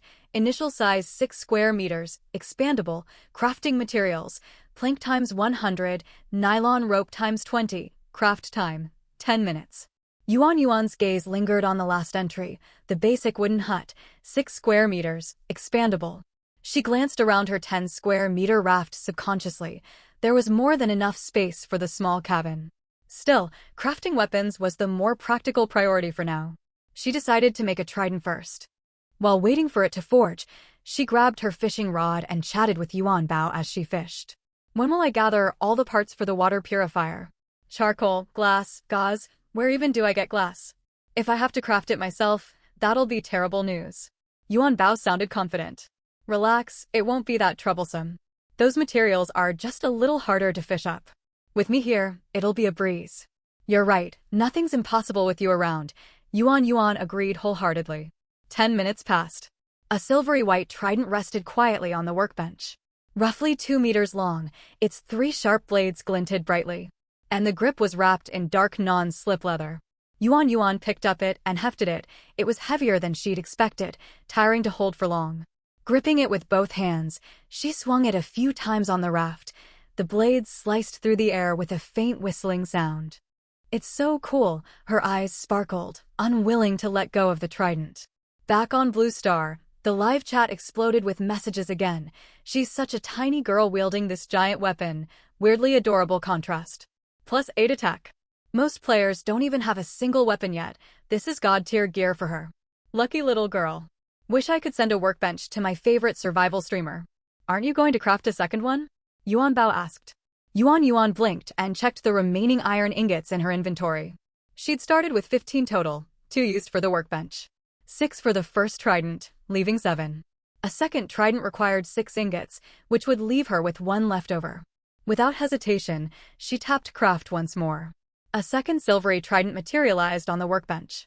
The 2 gleaming silver tridents lay side by side on the raft, catching the cold glow of the sunset over the sea. Yuan stared at them and nodded contentedly. 1 for me to use and 1 to sell. She opened the regional chat channel. The chat was buzzing nonstop. Anyone hooked any iron ingots? I desperately need them to upgrade my raft. Some of you are already upgrading rafts? I can't even scrape together enough planks. Anyone nearby? I'm almost out of drinking water. Can we trade supplies? Yuan thought for a moment and typed a message to send. Tangyuan, selling 1 mid-tier green trident. DM me if interested. The chat went dead silent for a split second. Then it erupted. What? Green tier? ID 886699. You already fished up bronze treasure chests. A trident? An actual weapon? We just started the game. How do you have gear already? DM me. Hit my inbox right now. I'll make you an offer. The private message icon in the top right corner of Yuan's system screen flickered frantically, flooded with thousands of incoming chats. Yuan Bao, can you filter out people trying to beg for free stuff or offering unfair trades? Sorting through all these messages one by one is such a hassle. Yuan Bao boasted, of course. Child's play for me. The wild number flashing on the DM icon instantly calmed down, dropping from 5 digits down to 2. After Yuan Bao's screening, dozens of valid offers still remained. Dream encounter. Hello, how much for the trident? Random passerby, can I trade water? I've got 5 bottles. Mud lump, I have iron ingots, 3 for the trident, deal? Little Mingyu, pick me miss. 2 self-heating hot pots for 1 trident. Factory worker no shift, sell it to me please.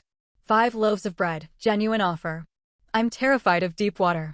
Yuan scrolled through the private messages one by one, her grin growing wider by the second. Yuan Bao floated over to glance at the remaining chats. So many people fighting over it. Naturally, Yuan lifted her chin proudly. Green tier weapons, probably only I have 1 in District 888 right now. She didn't rush to reply, reading through every offer first. Some offered 5 iron ingots, 3 bottles of water, 7 steamed buns. Dizzy from all the choices and about to fall into decision paralysis, one message caught her eye. Ding Wu Jin, 8 iron ingots plus 2 bottles of water, trade? Yuan Yuan's face lit up. 8 iron ingots and 2 bottles of water meant selling this trident would let her craft another, with 2 extra ingots and 2 bottles of pure profit left over. It was basically getting something for nothing. Well, no. Rational resource exchange, everyone gets what they need. Exactly that. Yuan Yuan shot back a quick reply, deal. Ding Wu Jin responded instantly, it's a trade. The system's trading function was straightforward. Both sides confirmed their goods, the system acted as impartial witness. And all items transferred simultaneously with one tap, no way for either party to renege. The trident vanished from her inventory, and 8 iron ingots plus 2 mineral water bottles appeared in its place at once. Staring at her newly replenished stock of iron, Yuan Yuan grinned from ear to ear. See, she said to Yuan Bao. This is called primitive capital accumulation. Nicely done. My host isn't foolishly soft-hearted. Yuan Bao radiated a warm glow that screamed my little one has grown up. Teachable soul. Earn when you can, keep what you need, that's how you thrive long-term. By the time she finished all her haggling and crafting, night had fully fallen. Nights on Star Mahai arrived far earlier than on Blue Star. Full darkness hit around 7 o'clock sharp. No city lights, no hum of traffic, only endless blackness and the unceasing crash of waves.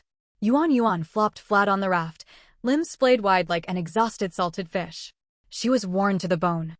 Fishing up chests, breaking down materials, building the workbench, forging weapons, negotiating trades.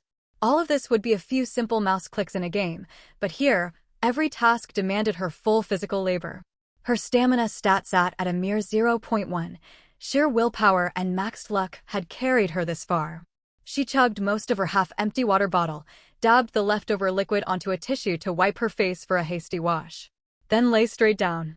So tired, she mumbled softly, her voice lighter than a feather drifting across the sea. Her eyes slipped half shut. Yuan Bao hovered beside her, gazing at her flushed, weary little face with a flicker of pity in its glowing orbs. Wait a moment, Yuan Bao said. Yuan Yuan didn't open her eyes, only hummed indistinctly. Yuan Bao's golden light flickered, and it vanished for several seconds, truly only a handful of heartbeats. When a sweet, fragrant scent drifted into her nostrils, Yuan Yuan thought she was dreaming. Tangy sweet strawberry mixed with rich creamy milk aroma. She forced one eye open to see Yuan Bao floating directly in front of her, a palm-sized white box suspended out of thin air before its tiny white body. The box was wrapped with a pale pink silk ribbon. Yuan Bao nudged the box toward her with its round form. What's this? Yuan Yuan's voice came out hoarse. Are you going to eat it? Yuan Bao maintained its usual haughty tone. If not, I'll toss it away. I'll eat it, I swear I will. Yuan Yuan shot upright, so fast low blood sugar made spots dance across her vision. She opened the box. Inside sat a tiny strawberry cake. It was no bigger than her palm, yet exquisitely decorated. Nothing like something you'd expect to find adrift at sea. Pale pink frosting dotted with fresh strawberries covered the top. And the sponge cake looked as soft as if it had just come out of an oven. Strawberry juice seeped gently into the cream, staining delicate pink rings around each berry. Yuan Yuan stared at the cake, stunned for several long seconds. Where did you get this? She asked. Yuan Bao's round eyes swiveled. This system has its ways. Can you just conjure things out of nowhere whenever you want? I can't summon items casually right now, but I can arrange to acquire what's needed. So how exactly did you get it? I have my system connections. Getting treats like this is trivial. Are you going to eat it or not? Yuan Bao's tone turned slightly flustered. Its white body tinged faint pink. It'll melt soon. This is what you humans call ice cream strawberry cake. Spotting Yuan Bao's embarrassment, Yuan Yuan dropped the line of questioning. She brushed a tiny dollop of cream onto the tip of her index finger and tasted it. It was wonderfully sweet. The cream melted on her tongue as soft as a cloud. She bit into the sponge next, light, moist, layered with thin strawberry jam. The jam's bright tartness balanced the rich cream so perfectly she almost wanted to swallow her whole tongue. She bit down on a fresh strawberry. Juice burst across her mouth, its sweet-sour flavor instantly washing away the exhaustion of her long day. Tears suddenly pricked Yuan Yuan's eyes. She hadn't stopped being scared since arriving here. She'd simply been too busy to process the fear. Yet truly, she was the beloved of the goddess of fortune. On her very first day, she'd found Yuan Bao, a brand new family member. Tears welled in her eyes. She bowed her head and finished the tiny cake bite by slow bite, savoring every mouthful as if it were a priceless treasure. Over on Blue Star, the chat rolled again. Truly the young lord of the system realm. He even got cake for his host. Strawberry envy overload. I'm drowning. Enough chatting. I'm ordering strawberry cake delivery for myself tonight. Same here. Yuan Bao's blushing. His whole body turns pink when he's flustered. What an adorable quirk. This system is too cute, tsundere yet so caring. Where do I sign up to get such a wonderful system? Yuan swallowed the last crumb, licked cream off her lips, then neatly folded the empty box and ribbon and set them in the raft's corner. She couldn't bear to throw them away. Yuan Bao, she murmured, her voice soft and drowsy from a full stomach. This is the best strawberry cake I've ever had.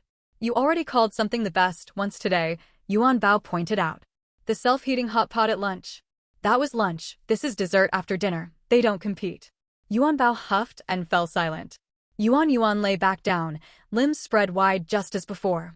This time, however, her lips tugged upward into a smile wider than the crescent moon hanging in Star Mahai's night sky.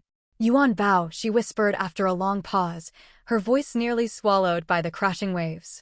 What now? Thank you. The sound of waves filled the empty space between them. 5 or 6 seconds passed before Yuan Bao's quieter than usual voice drifted over. You're welcome. Yuan's smile softened further, then her consciousness slipped away completely. She fell asleep. The raft drifted slowly through Star Mahai's dark night, carrying a slumbering girl and a tiny white orb floating beside her. Its round eyes fixed unblinkingly on her form. Yuan Bao watched her for a very long time. Sea wind ruffled the stray hairs on her forehead and flipped the collar of her cream-knit sweater, hand-woven by her mother. Her sleeping pose was far from elegant, curled on her side, mouth slightly parted with a glint of leftover cream on her lip. But that utterly defenseless, trusting slumber made Yuan Bao's glowing eyes curve gently without meaning to. It stretched a portion of its round body, if one could call it, reaching out and brushed lightly against Yuan's fingertips. Warm, alive. Its precious host. Yuan Bao pulled back its body and turned its gaze toward the dark open sea stretching far away. Nothing but blackness as far as the eye could see. But what did that matter? This system promised to lead you to a life of plenty, Yuan Bao muttered so quietly it was barely audible. And I always keep my word. It floated back beside her head, activated the small night light that repelled sea monsters, and closed its glowing eyes too.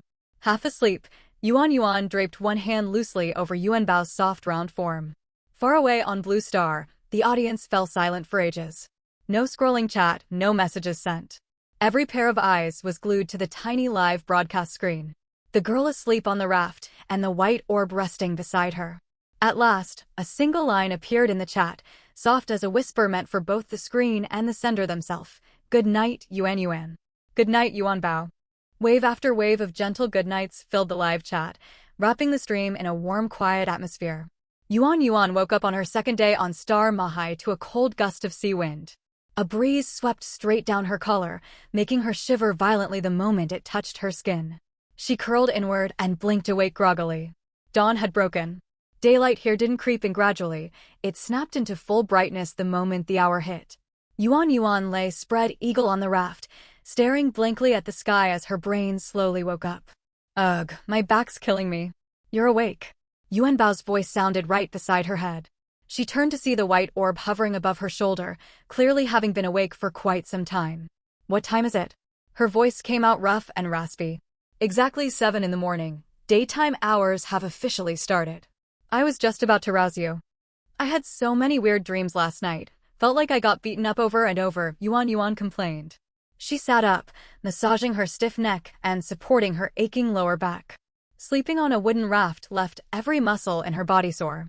She'd need to craft a hut and a bed as soon as possible. She adjusted her sweater collar, suddenly remembering something. Yuan Bao, were there any sea monsters last night? I saw other survivors mentioning spotting creatures before. None at all, Yuan Bao replied. I kept the nightlight active. Not even a large fish dared come within 5 meters of us. Yuan breathed a sigh of relief, glancing toward the raft's corner where the faint pale blue glow of the nightlight had faded out.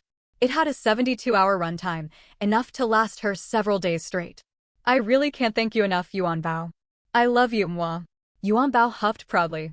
Naturally. She stood up and stretched, her joints popping one after another like a string of tiny firecrackers going off. All right, a brand new day. Yuan patted her cheeks to wake herself up, splashed mineral water on her face and rinsed her mouth. What should I do today? Yuan Bao had already sorted out the plan and rattled it off point by point. First, we still need to gather wood planks to expand the raft. Once it's bigger, we can build a small cabin. You won't have to camp out tonight. Wait, hold on. Yuan cut her off. Slow down, I can't keep track.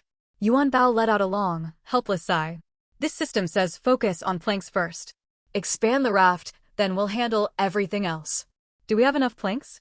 Yuan rummaged through her backpack. After crafting the workbench yesterday, she'd been left with 45 planks and 9 iron ingots remained after trades. Yuan Bao said, we're short on iron ingots. To expand the raft to 20 square meters, we need 40 planks and 10 iron ingots. We're almost there, though. Ugh, I wish I had a system that spits out planks automatically without me fishing. You can have anything you want in your dreams. Yuan pouted, yet obediently picked up her fishing rod. The hook hit the water, and the red float bobbed gently on the waves. She ate the leftover half loaf of bread for breakfast while waiting. The sea was far calmer in the morning than at night. From a distance, the water looked paler, veiled by a thin layer of mist. Yuan waited a while before the float twitched. She reeled in fast and hauled up a wooden treasure chest. Dismantle. +5 wood planks. She cast her line again. This time she waited over 20 minutes before another wooden chest surfaced. Dismantle. +5 wood planks. Staring at the surplus planks in her bag, she wondered when an iron chest would show up. Taking a deep breath, she cast once more. This is way too slow, she muttered. You think this is slow? Yuan Bao floated beside her. Check the regional chat. 90% of the survivors are still surviving on dry bread and plain cold water, and you're already expanding your raft. Skeptical, Yuan opened the regional chat and skimmed the messages. Can anyone sell me some water? I'll trade crackers for it. Why is everything I fish up total garbage since yesterday? Is my rod broken? Yikes man, it's probably your terrible luck stat. Does anyone know how to restore health? A fish bit me and my HP keeps dropping. How do I stop the bleeding? Mom, I want to go home. Got bitten by a fish and losing health? Yuan Bao, if a fish bites someone, can't they stop the bleeding? The fish that bit him are sea monsters, and sea monsters can't climb onto rafts during the newbie protection period. So the guy had gone out of his way to get hurt. Yuan silently closed the chat channel. What she thought was a glacial pace was actually lightning fast compared to everyone else. Sigh. She'd gotten carried away. She gripped the rod tight again, repeating the mindless cycle of casting and reeling like an NPC. That's the third chest already. How long has it even been? Is her fishing rod custom made? All the survivors I follow only pull up trash. The gap between lucky gods and unlucky losers is wider than the gap between humans and dogs. Nearly an hour passed before the float plunged sharply underwater. She knew that pull instantly. It's here, it's here, it's here. She yanked hard backward, and an iron treasure chest broke the surface. It was stuffed full of iron ingots, 50 of them in total. Yuan Bao, look, an iron chest, nothing but iron ingots. Yuan said triumphantly. All right, hurry up and upgrade the raft already. Her host was just like a child, giddy over a handful of iron ingots. 50? Did I read that right? What insane drop rate is this? Other people get 5 ingots per chest, and she gets 50 straight up? LOL, Lady Luck speaking. Oh, my girl needs iron? Send loads over. I stopped being jealous of her yesterday. I want to worship her. After dismantling the chest, she sorted her supplies. She now had 70 wood planks and 64 iron ingots. Expanding the raft only required 40 planks and 10 ingots, more than enough. She opened the raft upgrade menu, confirmed her materials, and hit upgrade. Familiar blue light flickered across the raft, spreading outward from the center in an otherworldly glow. When the blue light faded, the raft, once 10 square meters, had doubled in size. Yuan stood atop her brand new raft, gesturing proudly at her domain, thoroughly satisfied. Yuan Bao said that didn't take too long. Let's start building the cabin now. She pulled up the cabin blueprint on the workbench. It required 100 wood planks and 20 meters of nylon rope. The finished cabin would be small, but something was better than nothing. We'll build a 6 square meter cabin first. Expanding it later won't cost extra nylon rope, so we can sell whatever rope we've got left. Hee, she was so clever. The midday sun blazed directly overhead, and the temperature steadily climbed. Yuan, let's stop for lunch, then pick back up this afternoon. After a full day together, Yuan Bao had grown far warmer toward her. He hadn't even noticed he'd stopped referring to himself as this system. Okay, Yuan Bao. Yuan had worked non-stop all morning, and her stomach rumbled loudly. Sitting on the raft, she browsed the stored food in her system backpack. After 2 days of consumption, she still had 2 self-heating hot pot meals, 2 cans of luncheon meat, 2 buckets of her favorite spicy instant noodles, and a bunch of grapes. She also had plenty of water left, 10 bottles after trading her trident. She decided to cook 1 bucket of noodles and open a can of luncheon meat. Instant noodles with luncheon meat. The simple, unbeatable joy of homebuddies back on Earth. She pulled out the luncheon meat can and pried the lid open carefully with the iron axe she'd crafted yesterday. She sliced thick slabs of the pale pink meat, which glistened in the sunlight, making her swallow hard. It smelled amazing. Next, she tore open the instant noodle packet. Noodle block, seasoning sachets, dehydrated vegetables, every piece felt achingly familiar. She added the sliced luncheon meat to the bucket. Now she just needed hot water. She didn't have any, but she had her cheat code. Dear Yuan Bao, help me out. Hot water, hot water. Her voice turned syrupy sweet. She'd figured out yesterday that this cute, Sundra system was far more capable than he let on. Yuan Bao floated over and glanced at the noodle bucket in her hands. Pour mineral water in, he instructed. I'll heat it up. You can heat water. Is such a trivial task really beyond me? Yuan Bao's tone dripped with haughty pride, as if offended she doubted him. Skeptical, Yuan twisted open a bottle of mineral water and poured it into the bucket until the noodles were fully submerged. Yuan Bao hovered above the bucket, his fluffy white body glowing faintly. A golden halo rippled out from him, wrapping the entire noodle bucket. Seconds later, steam curled over the rim. Yuan touched the bucket wall. It was scalding hot, just like boiling water. Excitement bubbled up inside her. 5 minutes later, she lifted the lid. The noodles had fully softened, unfurling in rich broth. The dehydrated vegetables had rehydrated, splashes of red and green floating across the soup's surface. You're incredible, Yuan Bao. Yuan gave him a thumbs up. Yuan Bao huffed and floated down to perch on her shoulder. It's nothing, child's play for me. You have no idea how glorious this system was completing missions in the system realm back in the day. A single random mission earned tens of thousands of points, and all the old-timers fought to team up with me. Yuan slurped noodles while listening, speaking with her mouth full. How many points did you save up?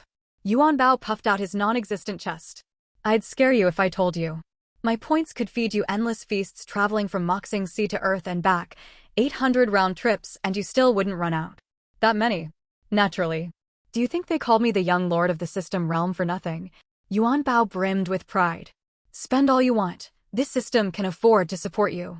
He paused, then added a caveat. Though there are rules restricting me now. I can't blatantly bend the rules for you at will, but small favors like this are fine. Yuan smiled and took another mouthful of noodles. So I can have hot food whenever I want from now on? Yuan Bao answered earnestly. Of course. Whenever you crave it, this system will heat things for you. If this isn't blatant rule breaking, I don't know what is. Everyone knew this girl had cheats the day he arrived. Yuan Bao said his points are endless. This is literal unlimited luxury support. The young lord of the system realm lives up to his title, he's loaded. Yuan hit the jackpot getting such a powerful system to bind to her voluntarily. Yuan Bao's line, spend all you want, I'll support you, is so sweet he barely expends a speck of energy heating noodles. That's the confidence of a top-tier system. Can someone swap places with Yuan? I'd take over her survival grind. You're dreaming there, buddy. Yuan finished every last bite of noodles and drained the soup clean. Burp. So full. Yuan Bao, I'll wash some grapes for you. They're tiny, perfect for popping hole in your mouth.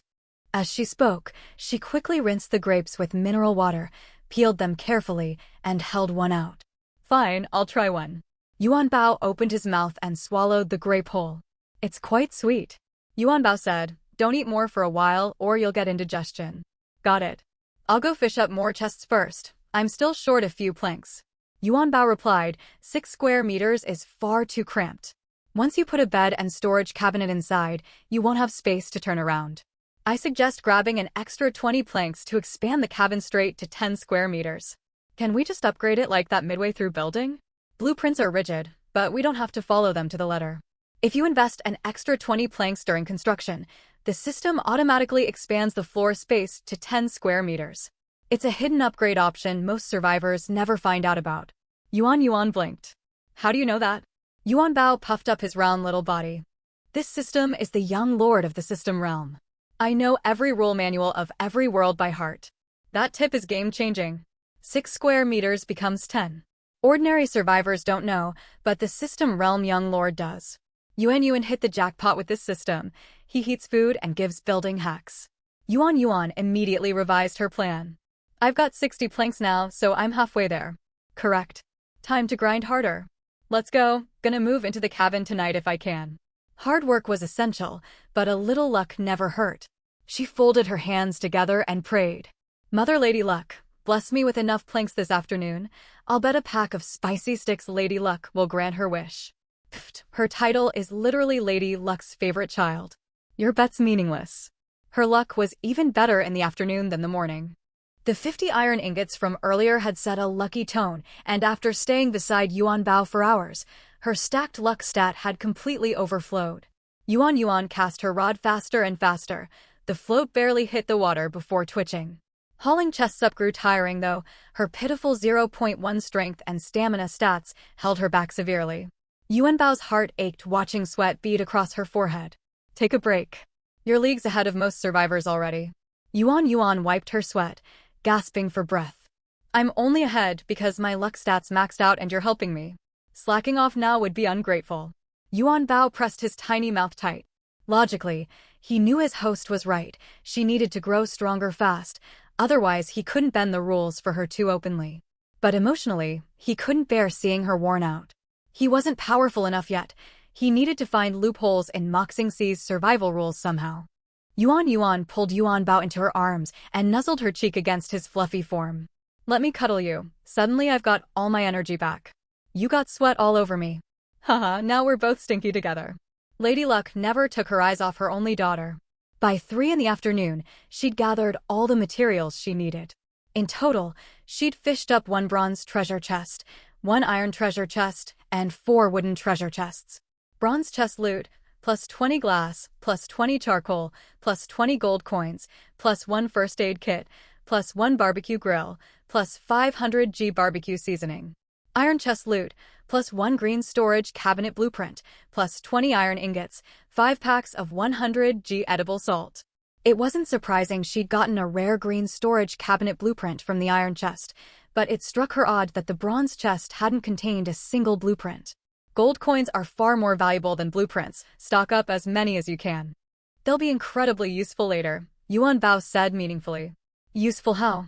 Yuan Yuan stared blankly. Yuan Yuan, you have to understand this. Money isn't everything, but it solves 99% of problems in every world. This truth holds true anywhere. Currency exists for trade. Survivors transported from Earth arrived with none of this, which meant... Oh, I get it now. Yuan Yuan nodded sagely, pretending she'd caught on. Wait, what do they get? Can someone explain what they're talking about? Gold coins? There's actual currency here? This isn't a game dungeon. Why have money? Yuan Bao said this works in every world, every world? Does Moxing C have native intelligent life? Chilling thought. If only Earth survivors existed, barter would suffice. Currency only makes sense if there are locals. Exactly. None of us from Earth brought gold coins. This money's meant for the natives. When Yuan Bao said they'd be useful later, does that mean we'll trade with Moxing C's indigenous races? I'm dying to find out more now. His line about money solving most problems hints we'll interact with native species eventually. Yuan Yuan's hoarding hard currency ahead of time. Only the young lord of the system realm's host could think this far ahead. Yuan Yuan nodded so deeply, she must have connected the dots too. No matter what, having gold coins gives her a massive edge trading with natives later. Team Yuan Yuan forever, our girls unstoppable. Yuan Yuan carefully stowed the gold coins away. She had more than enough planks to start building the cabin. The bronze chest had also yielded most of the parts needed for a water purifier. All she lacked was a sheet of gauze. Yuan Yuan tossed her fishing rod down on the raft and exhaled a long breath. She opened the basic cabin blueprint and selected construct. Construct cabin consumes 100 wood planks, 20 nylon rope. A pop-up option appeared on the build menu. Enable expanded construction? Spend an extra 20 wood planks to expand cabin floor space from 6 square meters to 10 square meters. Yuan tapped yes and positioned the cabin against the rear edge of her raft. 120 planks and 20 meters of nylon rope automatically deducted from her backpack, and a cloud of white mist enveloped the build zone. 10 minutes later, the mist cleared.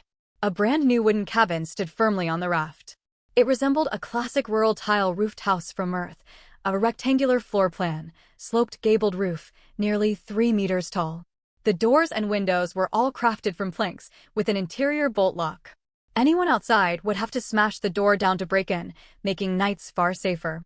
The cabin interior was empty, waiting for her to add a bed, storage cabinet, and other furniture. A pendant lamp hung from the ceiling beams, though no switch was visible. The power system likely hadn't unlocked yet. She was genuinely shocked the stingy survival system had gifted her a lamp at all. Yuan stepped inside and turned slowly in the center of the room. 10 square meters, far roomier than she'd expected. Yuan Bao, I officially own a house out on the open sea now, haha. Yuan Bao replied, this is only the start. Someday you'll live in a massive ocean villa. A warm surge of pride welled up inside her. I don't know why, but this makes me want to cry. Wah, it's like we're raising her ourselves. Watching her scavenge supplies bit by bit, and now she's got a proper shelter. It's only been 2 days, yet it feels like years. Sniffle, I'm the one about to cry. My survivor still only has a tiny raft. That sounds truly miserable. Now that the cabin was finished, she planned to craft a storage cabinet next. Her system backpack had long since overflowed with supplies. Storage locker, 100 slots, no fresh keeping function. Crafting materials, wooden plank times 30. Craft time, 1 minute. She placed the newly crafted storage locker in the corner of the wooden cabin and stowed all supplies from the raft inside it. Phew, finally finished. All I'm missing now are a bed, quilt, pillows, and the like, but I haven't unlocked the bed blueprint yet no matter how many crates I open. Yuan Bao, other players have gotten the blueprint. Just buy one from them. It'll save loads of time. You're right, I could trade for one with someone else. Yuan smacked her forehead in chagrin. The idea hadn't crossed her mind at all. She opened the regional chat channel and saw dozens of players running small businesses. Carpenter Zhang, custom wooden beds. Provide 15 wooden planks yourself. Service fee 2 iron ingots. PM to place orders if interested. Random Stranger A. Trade wooden planks for mineral water. 5 planks for 1 bottle. PM to trade. Doball. Custom cooking service. Bring your own ingredients. No seasonings needed. I take 1/5 of the finished food as processing fee. PM for orders. Taylor Oldley. Custom bedding sets. Provide 6 cotton wads plus 4 cloth pieces yourself. Processing fee. 3 cotton wads plus 2 cloth pieces. PM to order. Big Bro who's still top dog. Trade planks for iron ingots. 3 planks per ingot. PM to swap. Selling cloth. 5 cloth pieces for 1 iron ingot. PM if you want some. Yuan scrolled through the messages one by one, her eyes lighting up more and more. Yuan Bao, look, everyone's trading goods and taking custom jobs now. Yuan Bao floated over, glanced at the chat feed, his tone tinged with helpless fondness for her silly little brain. Now that crafting stations are widely available, custom processing services were bound to pop up. That made sense. Yuan counted her blueprints. Aside from the one-time use cabin and water purifier plans, she could craft all other items on commission for others. Tridents and iron axes were powerful weapons with solid attack stats, and storage lockers were an essential craft too. Her system backpack only had a tiny number of slots, nowhere near enough storage space. Better yet, as far as she could tell, she was the only player selling tridents exclusively. Yuan Bao, I want to start my own custom crafting business too. Aren't you already running one? You've sold several tridents already. It's different, those were random casual sales before. I want to open a proper custom workshop and take all kinds of crafting orders. Yuan Bao was pleased by her new resolve. Good thinking, but don't rush to open shop just yet. Get your bed sorted first. We need somewhere to sleep tonight. Yuan nodded and refocused on the regional chat. She messaged Carpenter Zhang privately. Hi, I'd like to order a wooden bed. Can you finish it before dark?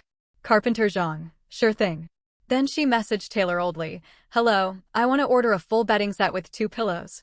I don't have cotton or cloth, can I trade food for them instead? Taylor Oldley replied quickly. What food are you offering? 20 mini French buns? Mini French buns happen to be one of her least favorite foods. 20's too little, make it 30. 25. Food's still extremely valuable right now. Deal. Please have it ready before nightfall.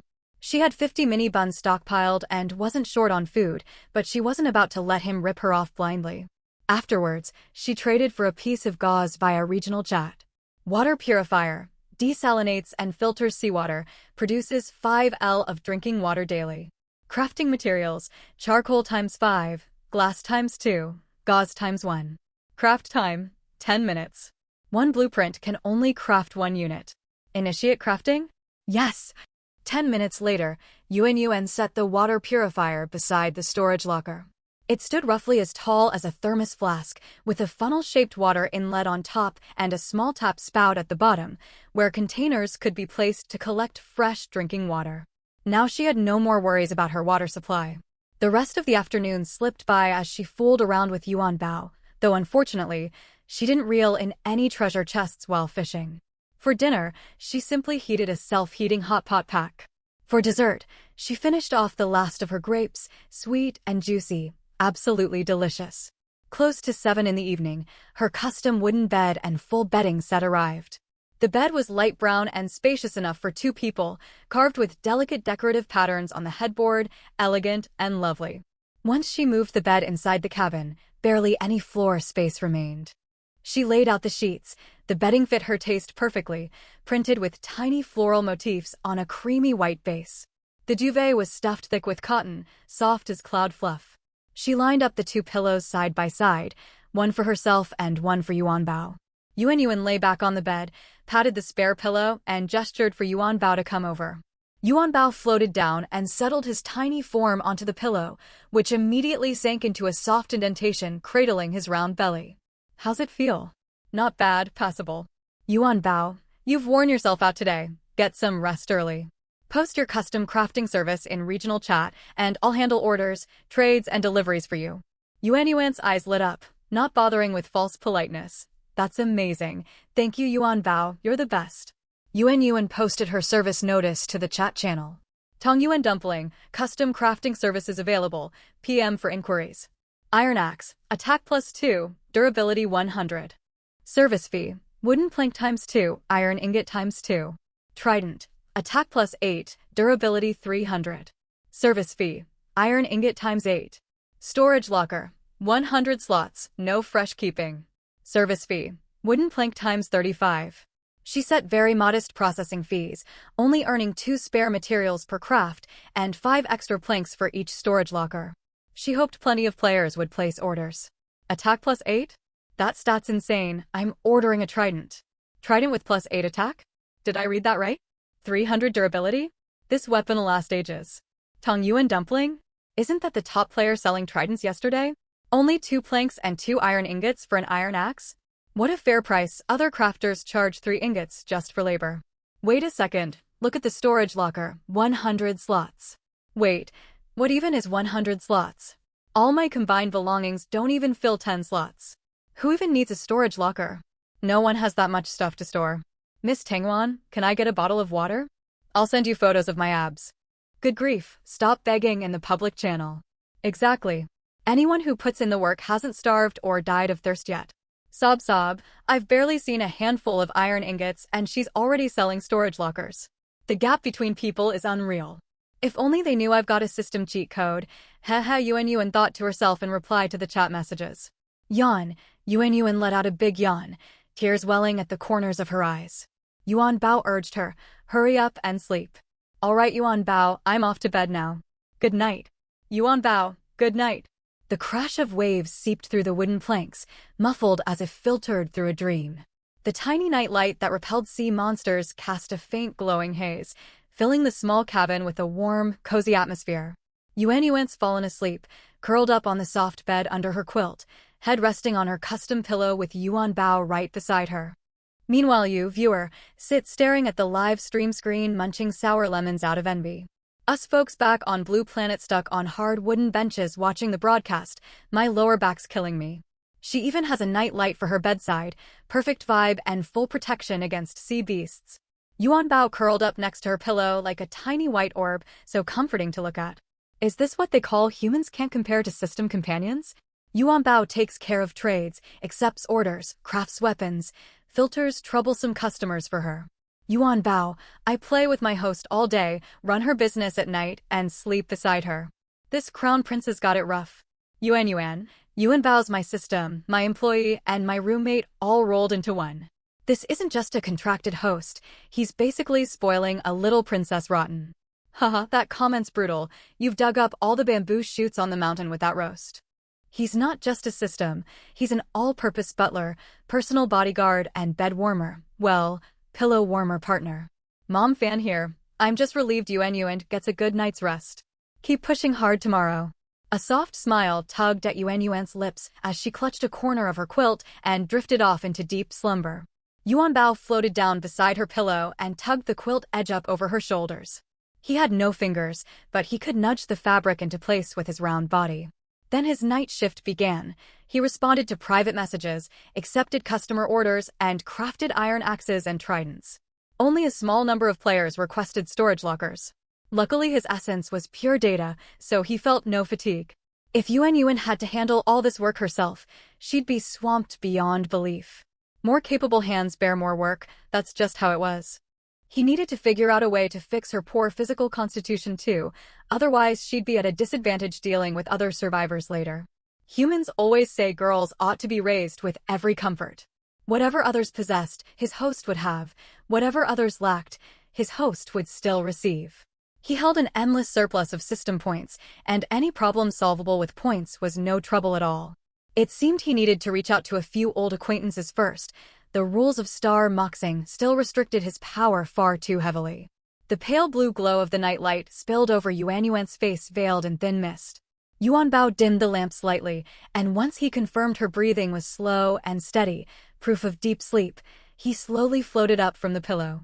He passed straight through the wooden cabin walls and out onto the raft. The sea stretched pitch black into the distance, faint glimmers flickering across the water hinting at hidden threats. While tending to Yuan's trades, he sank his system consciousness into the inter-system chat channel. The channel functioned just like a regular group chat for ordinary people. Most systems showed they were occupied with their hosts, while a handful chatted casually.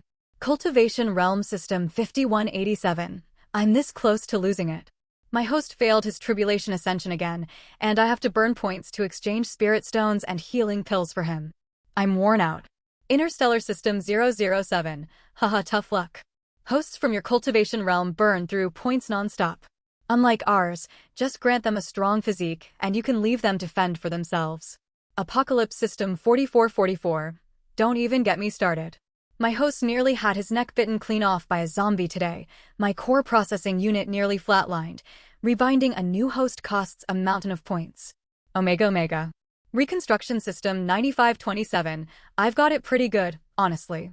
My host has unshakable willpower, clear goals, and a sharp mind. The resistance force against evil factions is fully assembled, and our technological powers on track to surpass rival forces. Feels like my core mission's nearly complete. Proud emoji. Yuan Bao didn't rush to reply. After scanning which systems were active in the chat, he slowly typed a line. Realm System 666 Yuan Bao. Good evening, everyone. The chat channel fell silent for several seconds before erupting into chaos. Cultivation System 5187? Apocalypse System 4444. Why does your system ID have a custom suffix tag? Aren't all our system serial numbers fixed permanently? Yuan Bao puffed out his tiny form, speaking proudly. Realm System 666 Yuan Bao. My host's nothing like yours. She says I'm one of a kind and named me Yuan Bao. Adding this custom suffix only took a minor system tweak. Wealth God System 888. Come on bro. Spill. How many points did that cost you? Realm System 666 Yuan Bao. Nothing major, only 800,000. Cultivation System 5187 practically wailed in shock. Cultivation System 5187? What, that's nothing? Those points would have leveled my host straight from Foundation Establishment to Nascent Soul Realm. Interstellar System 007. Speaking of which, 666. Why haven't the main system dragged you back to official duty yet? Before Yuan Bao could answer, another message popped up. Wealth God System 888. Words gotten around our crown prince ran off from official duties to have fun. But the Star Moxing survival system said your human host's potential rating is F. Cultivation System 5187. What? F? Is that even a real tier? Yuan Bao couldn't stand hearing Yuan belittled and shot back immediately. Realm System 666. You lot know nothing. F is only temporary. Her potential is boundless, and one day her radiance will light up every corner of the Star Sea. Reconstruction System 9527. That's fair to say. The fact she qualified for Star Moxing survival trials with an F evaluation alone proves her fate's extraordinary. It's highly likely Blue Planet's Heavenly Tao has placed its biggest bet on her. Interstellar System 007. Precisely. Star Moxing's only evacuated most of Blue Planet's population under the guise of survival trials, but everyone knows it's just early preparation. After all, no human born from that great nation on Blue Planet is ever ordinary. Realm System 666 Yuan Bao, 5187, do me a favor and craft a set of magical robes for me. Cultivation System 5187, why would a system need magical robes? You can't wear them. Realm System 666 Yuan Bao, not for me, custom tailored for my host. Interstellar System 007, even if you craft them, there's no guarantee you can deliver them to Star Moxing. Star Moxing's Heavenly Tao signed a pact with Blue Planets. Outside forces and cultivation realm artifacts are heavily restricted. Realm System 666 Yuan Bao, rest easy. Both Heavenly Daos will turn a blind eye. They all want my host to grow stronger quickly, so trivial, harmless aid like this won't bother them. Realm System 666 Yuan Bao at Cultivation System 5187 points are no issue. Use the absolute finest materials possible. I want top-tier triple-function robes inscribed with formation arrays, defensive shielding, self-healing, and boosted combat prowess. Cultivation System 5187. If you're that set on it, I'll spare no effort crafting them. Supreme triple-function magical robes require materials including 10,000-year ice silk, black tortoise carapace, Qilin blood. Those raw materials alone cost 500,000 points. My manual crafting fee is another 100,000, plus 200,000 to open a cross-realm delivery channel to your location. Total, 800,000 points flat. Realm System 666 Yuan Bao, no problem. I'll transfer the points over right away. Use only premium materials and finish as fast as possible, ideally before my Yuan finishes her 7-day new player trial period. Realm System 666 Yuan Bao, also send over a spirit fruit that heals congenital physical deficiencies in humans. Cultivation System 5187, consider it done. I've got a stock of spirit-nurturing fruit specifically meant to mend innate frailty. This one's on the house as a free bonus. I'll ship it alongside the robes once complete. The trade settled, Yuan Bao quickly transferred 800,000 system points to System 5187. Wealth God System 888. Whoa, where'd you get that many points? Didn't you run away from your official post? Didn't the main system freeze your point account? Apocalypse System 4444. Yeah, you wouldn't have embezzled official funds, would you? Yuan Bao let out a dismissive huff. Realm System 666 Yuan Bao. This Crown Prince completed countless high-rank missions back in the system realm. My accumulated reserves are beyond your imagination. The old bureaucrats tried convincing the main system to lock my account, but even if they did, I've got multiple backup vaults. TCH, petty tricks. He muted the chat channel's notification sounds, mentally listening to the other systems spiral into shock. Apocalypse System 4444. Sovereign, please take me under your wing. Cultivation System 5187. Sovereign, spare some points for me. Yuan Bao glanced into the cabin at Yuan and curled up fast asleep, wrapped in her quilt like a silkworm cocoon, only a small tuft of fluffy hair peeking out. He sent over her body measurements. Realm System 666 Yuan Bao. One more detail. Style the robes in soft light blue shades with delicate matching hair ornaments, elegant and refined. Pattern them after modern casual clothing so she can move freely. Don't forget built-in functions. Automatic self-cleaning, dust-proof, fire and water resistance. Cultivation System 5187. Your list of demands is endless. That'll cost extra.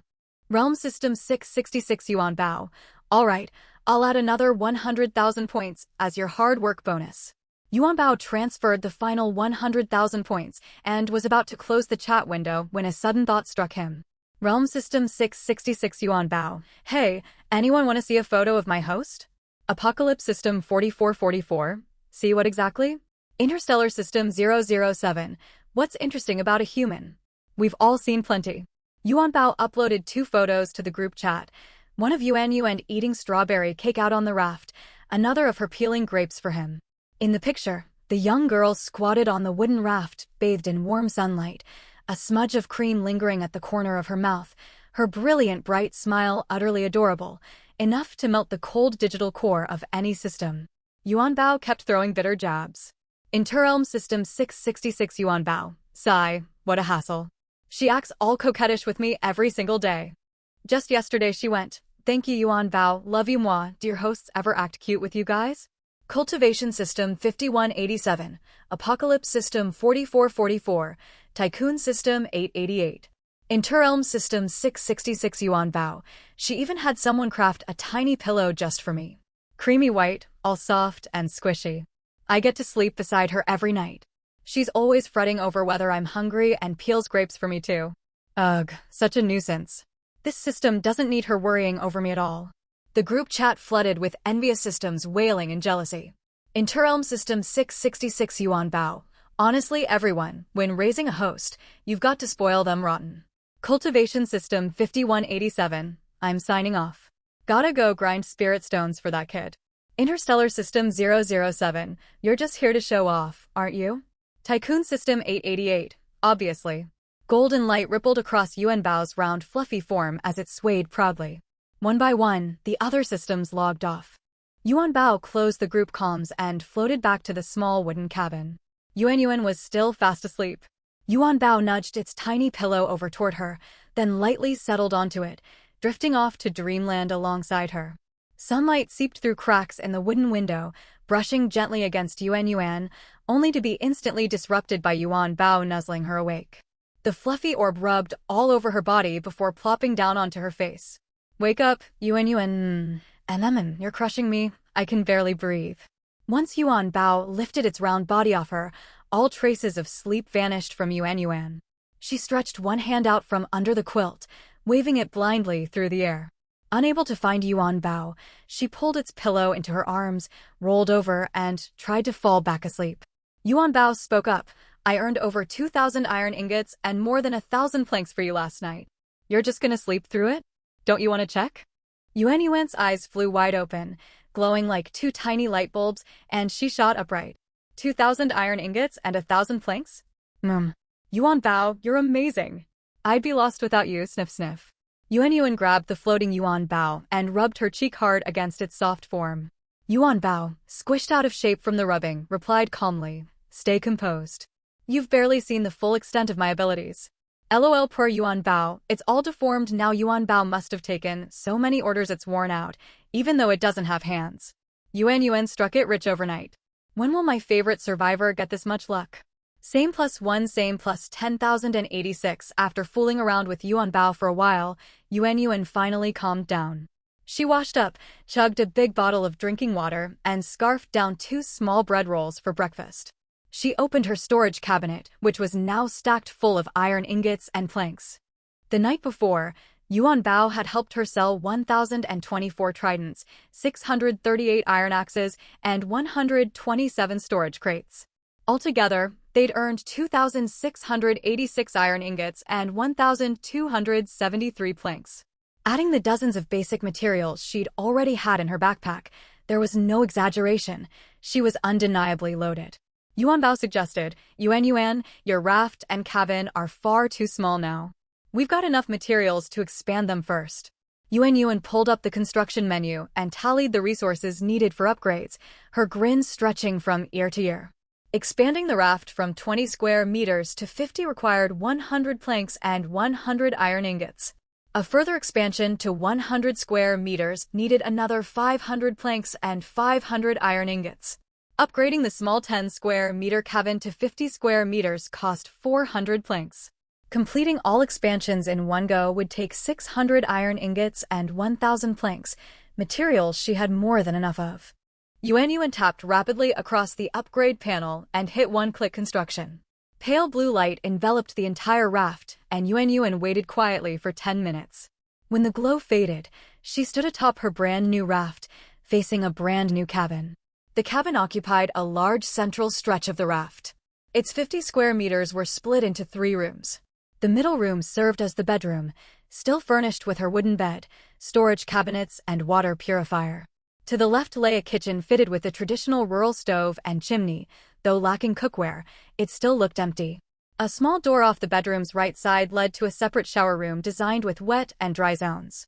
A vanity counter stood inside, opposite an empty space reserved for a toilet that still needed to be installed. She didn't even want to think about how she'd handled her personal business these past few days. Thankfully, the Sky live stream censored all private moments. Yuan wandered around the rooms, touching and brushing against every surface, letting out quiet giggles every few seconds. Yuanbao, look. This is my territory I built with my own hands, haha. Yuanbao sighed, unable to stand her overjoyed, easily pleased demeanor. This host had far too low a threshold for happiness. Oh well, let her enjoy the moment for now. Yuan had no clue about the surprise Yuanbao had prepared for her the night before. While processing custom crafting orders, she kept fishing for treasure chests. No other weapon matched the cost performance of her tridents right now, so orders poured in nonstop. For most survivors, spending 8 iron ingots for a weapon with 8 attack points was a trivial bargain. The wooden and iron treasure chests she reeled in yielded balanced hauls, mostly daily toiletries and instant food. Nearing midday, she prepared to reel in her line for lunch when her float suddenly plummeted sharply. Yuan lit up with delight at the unexpected catch. She hauled the line fast, and 2 fish, 1 gold-scaled, 1 silver-scaled, burst out of the water, flopping wildly onto the raft. Slap, slap, Yuan rushed over and smacked each fish once, instantly silencing their thrashing. 2 system prompts popped up from the survival system: silver-scaled fish, tender flesh with minimal bones. Consuming it fully restores stamina. Golden-scaled fish, fine-textured flesh with abundant bones. Consuming it grants 100 experience points. Seeing those impressive stats, Yuan's eyes sparkled.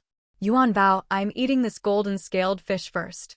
I'll grill it. Luckily, I found a barbecue rack earlier. Thanks to all the treasure chests she'd fished up these past days, she'd hit level 5.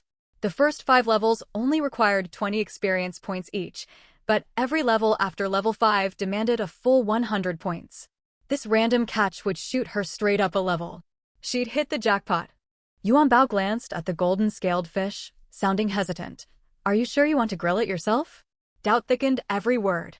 Yuan pouted. Of course. I've got all the barbecue seasonings too, don't worry. My cooking skills are top tier. Very well then. Go ahead and put on your show. Yuan fumbled clumsily to scale the half-unconscious golden fish and gut it. Her movements were awkward, but she managed to clean the fish thoroughly. She rinsed it inside and out 3 times, rubbed salt all over, then dusted on a layer of barbecue seasoning. The red spice powder spread evenly across its pale flesh, looking halfway presentable. She lit charcoal and set the fish onto the grill successfully. Everything seemed to be going smoothly. The fish skin tightened slowly over the coals, emitting a faint sizzle as a savory aroma drifted out. Yuan stared at the fish, swallowing hard. Then she decided it needed more salt and sprinkled another handful. Next, she thought the seasoning lacked enough heat and added another dash of spice mix. Yuan convinced herself she had natural chef talent, flicking seasonings with dramatic, effortless flair. Viewers back on Planet Blue held far different opinions. I'll bet she oversalted it for sure. It'll be raw in the middle. Mark my words, it'll burn to a crisp humph. Anyone betting Yuan cooks it perfectly? Maybe dial back the blind admiration a little. It's almost done, look. Yuanbao hovered nearby, watching closely. Yuan, it should be cooked through by now. Yuan suspected the inside was still raw and left it grilling a little longer, only to watch it burn. She scrambled to flip the fish, but it was too late. The skin charred black, its tail curled up, and its eyes hollowed into 2 black pits. A bitter burnt stench filled the air, mixed with harsh smoky fumes from overcooked salt and spices. Yuan lifted the fish off the grill and set it on a plate. It was still hot, but barely recognizable as a fish. Patchy black and yellow char covered its skin, the flesh dried out, and a thick crust of congealed seasoning coated the surface. She poked it gently with chopsticks. Before she could reach the meat, the seasoning shell crumbled apart. Yuan Bao floated down beside the plate, glanced at the charred fish, then at Yuan Yuan, and delivered a blunt verdict. How is this any different from charcoal? Ignoring him, Yuan Yuan picked up the least mangled chunk of meat under everyone's watchful eyes, blew on it, and popped it into her mouth. Salty. Unbearably salty. Not just regular salty, like swallowing a spoonful of pure salt, paired with a burning spicy kick. The fish flesh was dry and stringy, heavy with a bitter, smoky burnt aftertaste. The only saving grace was its crisp, charred texture. At least she didn't bite into any fatty chunks. She gritted her teeth and forced it down. Yuan Bao stared at her sympathetically. Just stop eating it. You look miserable. We can outsource cooking the other fish. She tried to save face. This is 100 experience points. Once I finish it, I'll hit level 6. She picked up another chunk and struggled to swallow it. I won't make you taste this bizarre fish, she added, not wanting to seem heartless. Yuan Bao shot her a sideways glance. How thoughtful of you to spare me. Hee hee. She grinned proudly and stuffed a big mouthful of fish into her mouth, then froze. A sharp pointed object stuck in her throat. Every swallow felt like a needle stabbing her windpipe. Yuan Yuan's voice cracked, thick with pained sobs. I got a bone stuck. Yuan Bao's fluffy white body tensed instantly. Stuck on what? A fish bone. The golden-scaled fish had tons of bones, like the system said. Yuan clutched her throat, tears welling up. She tried to speak, but every word sent a sharp stab through her throat. Panicked, Yuan Bao circled frantically in front of her, its white form glowing anxious red. It pulled mineral water out of her backpack and set it before her. Drink fast. Wash the bone down your esophagus. Gulp, gulp, ah, thank goodness it's gone. The bone washed away. She collapsed onto the raft, unable to stand for ages. Yuan Bao said abruptly, go fish for treasure chests right now. Yuan blinked in confusion. Huh? You just choked on a bone. That's a misfortune event. Your luck stat will activate at full power immediately. Hurry and fish. Yuan's throat still throbbed, fogging her brain, but she caught the words luck stat. She dropped her chopsticks at once, grabbed her fishing rod, and cast the line out to sea.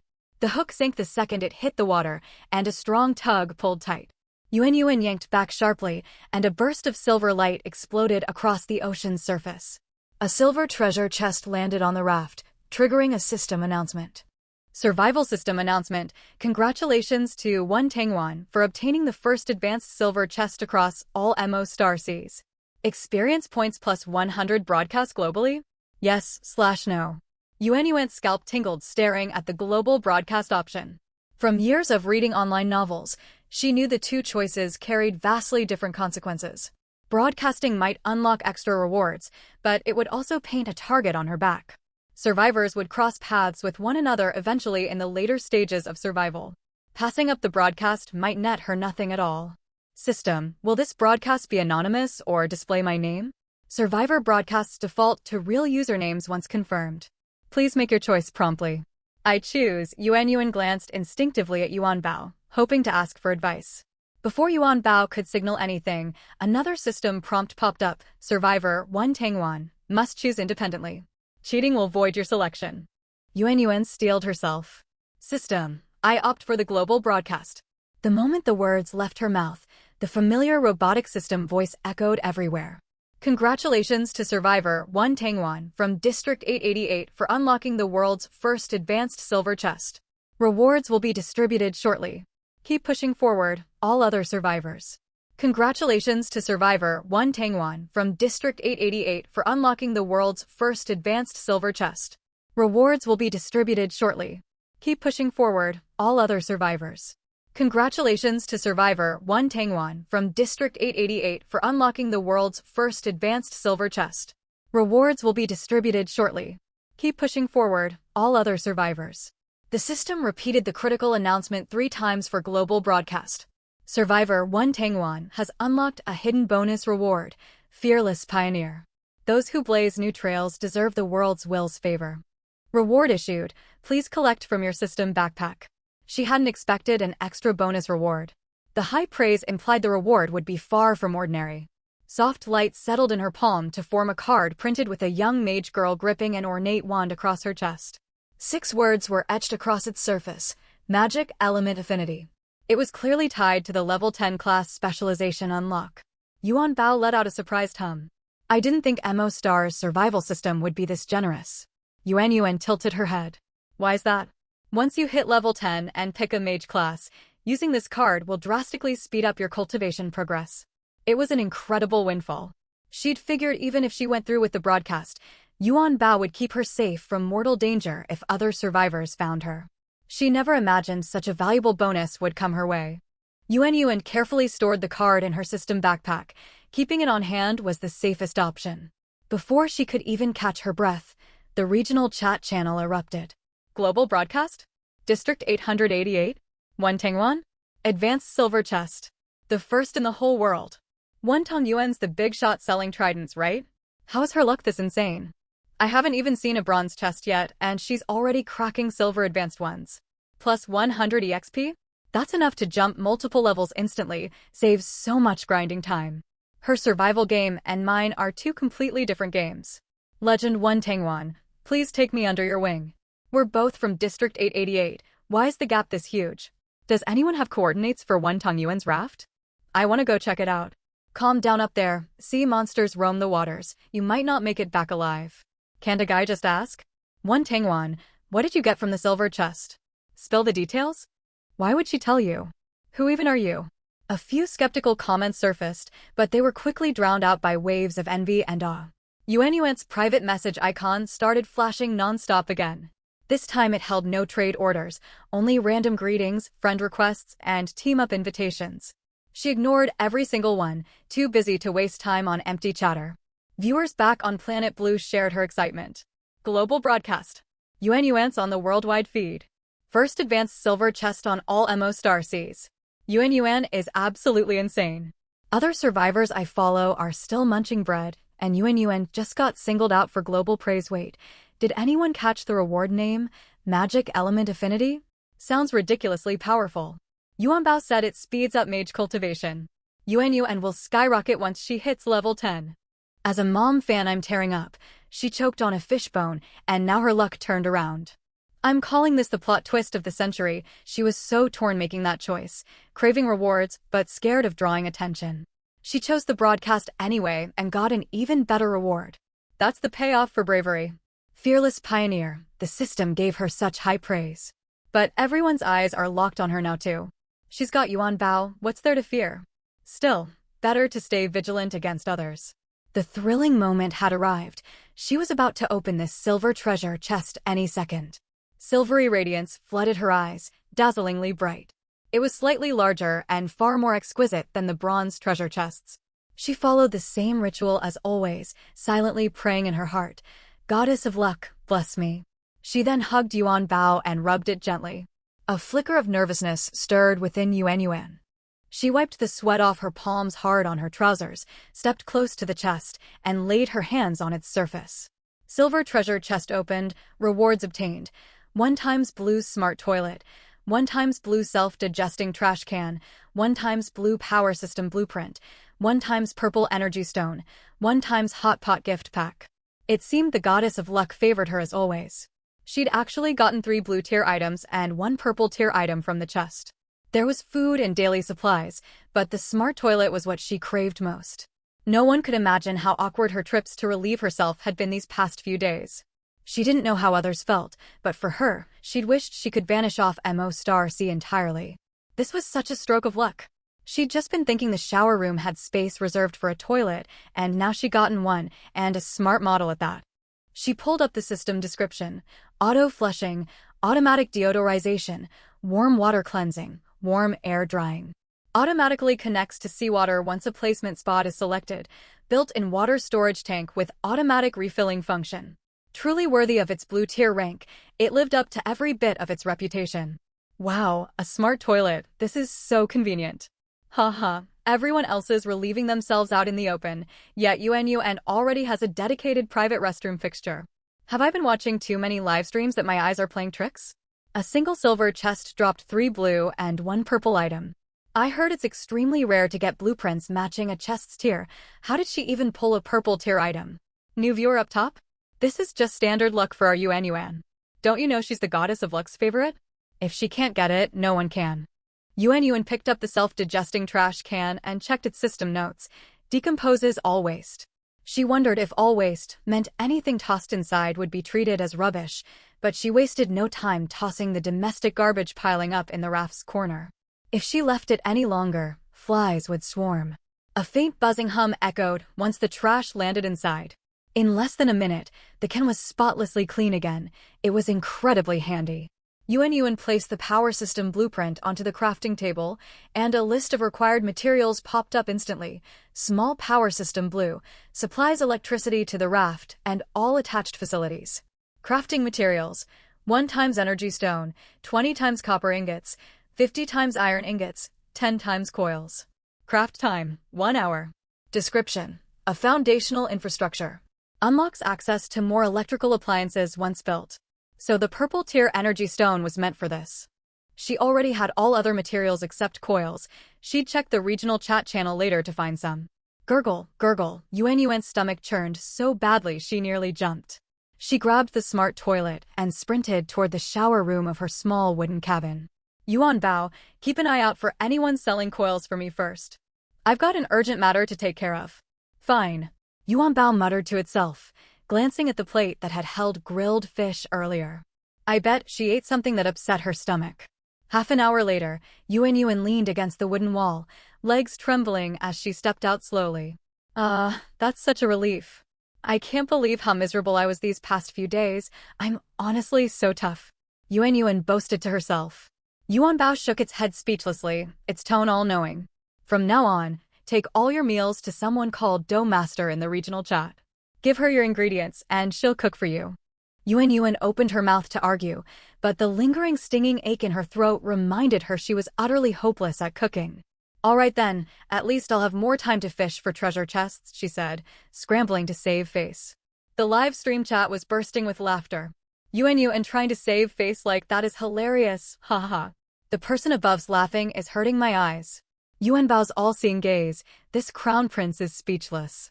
To be honest, even sea monsters would think twice before eating her grilled fish. Poor Yuan Bao, acting as customer service and handling its host's meals too. Dough Master? Who's that? Sounds like a master chef. Yuan's finally outsourcing her cooking, smart move. Yuan opened the regional chat and typed Dough Master into the search bar. The search result popped up, showing a profile picture of a round white dough ball. It bore a striking resemblance to the white fluffy spirit floating beside her. She kept the thought to herself, though. Tanguan balls. Hi, I'd like to commission some cooking. I have a silver scale fish that fully restores stamina when eaten. Dough Master, silver scale fish? Its flesh is incredibly tender. Steamed brings out its special buff effects. I can cook it for you, but I'll take 1/5 of the fish as processing fee. Is that acceptable? Tanguan balls. 1/5? Dough Master, MHM. Just the head section, which makes up roughly 1/5 of the whole fish. You keep the rest of the meat to eat. Yuan froze. She only wanted the tiny head section? She'd never liked fish heads anyway. This person was far too honest. Yuan quickly agreed. Tanguan balls. That works. It's a deal. She sent over the entire silver scale fish. The other party confirmed receipt almost immediately, saying the finished dish would be delivered before dinner. Yuan Bao floated over to glance at the chat log. This person's decent. She only takes the head as payment and won't haggle for extra. Not many people are this fair on MO*C. Yuan nodded, feeling instantly warmer toward Dough Master. She scrolled through the other users' message history and found they'd been offering food crafting services since the very first day, with consistently fair prices and countless positive reviews in the comment section. She typed a new message into the chat box. Tanguan balls. Anyone selling coils? DM me with your asking price if you have some. Barely 3 seconds after sending, the chat channel erupted. It's Tanguan balls. The top-tier lucky player. Is this the Tanguan balls who opened the silver treasure chest? Does the great player need coils? I don't have any, but can I cling to your coattails? Same here, clinging to the great player +1. What even are coils? A new material? I've never seen one. Tanguan balls notice me. I can ask around to find someone with coils. Great player, need a sidekick? I'm good at spamming 666 and have abs. Can everyone act normal? She's here to buy materials, not recruit followers. Then let me ask normally, Tanguan balls, you taking on apprentices? Yuan watched the messages flood the screen nonstop, the corners of her mouth twitching. Yuan Bao floated over to peek at the channel, a hint of mischief in its tone. You're quite the celebrity now. Truly, old sayings never lie. Fame brings trouble just as fat brings slaughter to pigs. Yuan Yuan took a deep breath, ignoring all the messages begging to be her followers or apprentices, and reposted her request. Tangyuan balls, looking for coils. DM with your price if you have stock. The chat calmed down a little, yet several private messages still rolled in.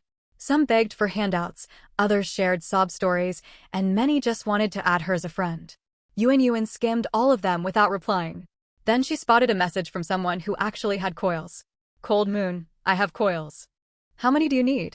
Yuan Yuan's eyes lit up, and she replied at once. Tangyuan balls, how many do you have? I need 10. Cold Moon, I've got 10. What'll you trade me for them? Yuan Yuan thought it over. Coils were a rare material with no fixed market price, so she asked, Tangyuan balls, do you want food? Or basic materials like planks and iron ingots? The other user fell silent for a few seconds. Cold Moon, water. You name your offer. It was clear Cold Moon was a kind soul. Yuan Yuan had no shortage of water now, yet many others in this region struggled to get it, so she let Yuan Yuan set the trade terms. Tangyuan balls, coils are still pretty rare right now. Would 5 bottles of mineral water work for you? The reply came instantly. Cold Moon, deal. The trade wrapped up quickly. Cold Moon sent over the 10 coils, and Yuan Yuan sent the water over in return. No extra words exchanged. From her username, Cold Moon was likely a girl, yet she came across as aloof and rarely spoke in the regional chat. Yuan Bao said, she's a good person. She's a soldier from Blue Star with outstanding combat skills. You should build a rapport with her. Yuan Yuan looked confused. You just said Do Master was nice a minute ago, now you're praising someone else? How do you even know all this? Yuan Bao sighed, choosing to humor its clueless host. I can filter data. You'll have plenty of team missions later, so I'm helping you pick reliable teammates ahead of time. Yuan Yuan was overwhelmed with gratitude and pulled Yuan Bao into a tight hug. Yuan Bao, you're the best. You're right, I'm so clumsy, I really need dependable teammates. If teaming up became necessary later, having a capable, upright, unready partner would be an incredible stroke of luck in this alien world. She'd always held immense admiration and respect for soldiers, those who defended their homeland, charged into danger first, and selflessly served the people. Though she lacked talent herself, she deeply respected those who dedicated themselves to others. Cold Moon? That name rings a bell somewhere. Wait a second, Cold Moon, isn't she the one the government released info on a few days ago? Who? What are you guys talking about? From the official survivor list they posted recently, several were marked special focus. Cold Moon's one of them. I remember her profile says she's a member of the Eastern Theater Women's Special Forces Unit. Whoa, a female Special Forces soldier. Is that real? I never saw that list. It's on the official national live stream. They showcase all key monitored survivors with official commentary. Yuan Yuan's on there too. It's true, I follow the official commentary channel. Cold Moon's real name is MOU, codename Cold Moon. Specializes in special operations, South rank close quarters combat, S rank wilderness survival. This is what a truly powerful person looks like, skilled yet unassuming.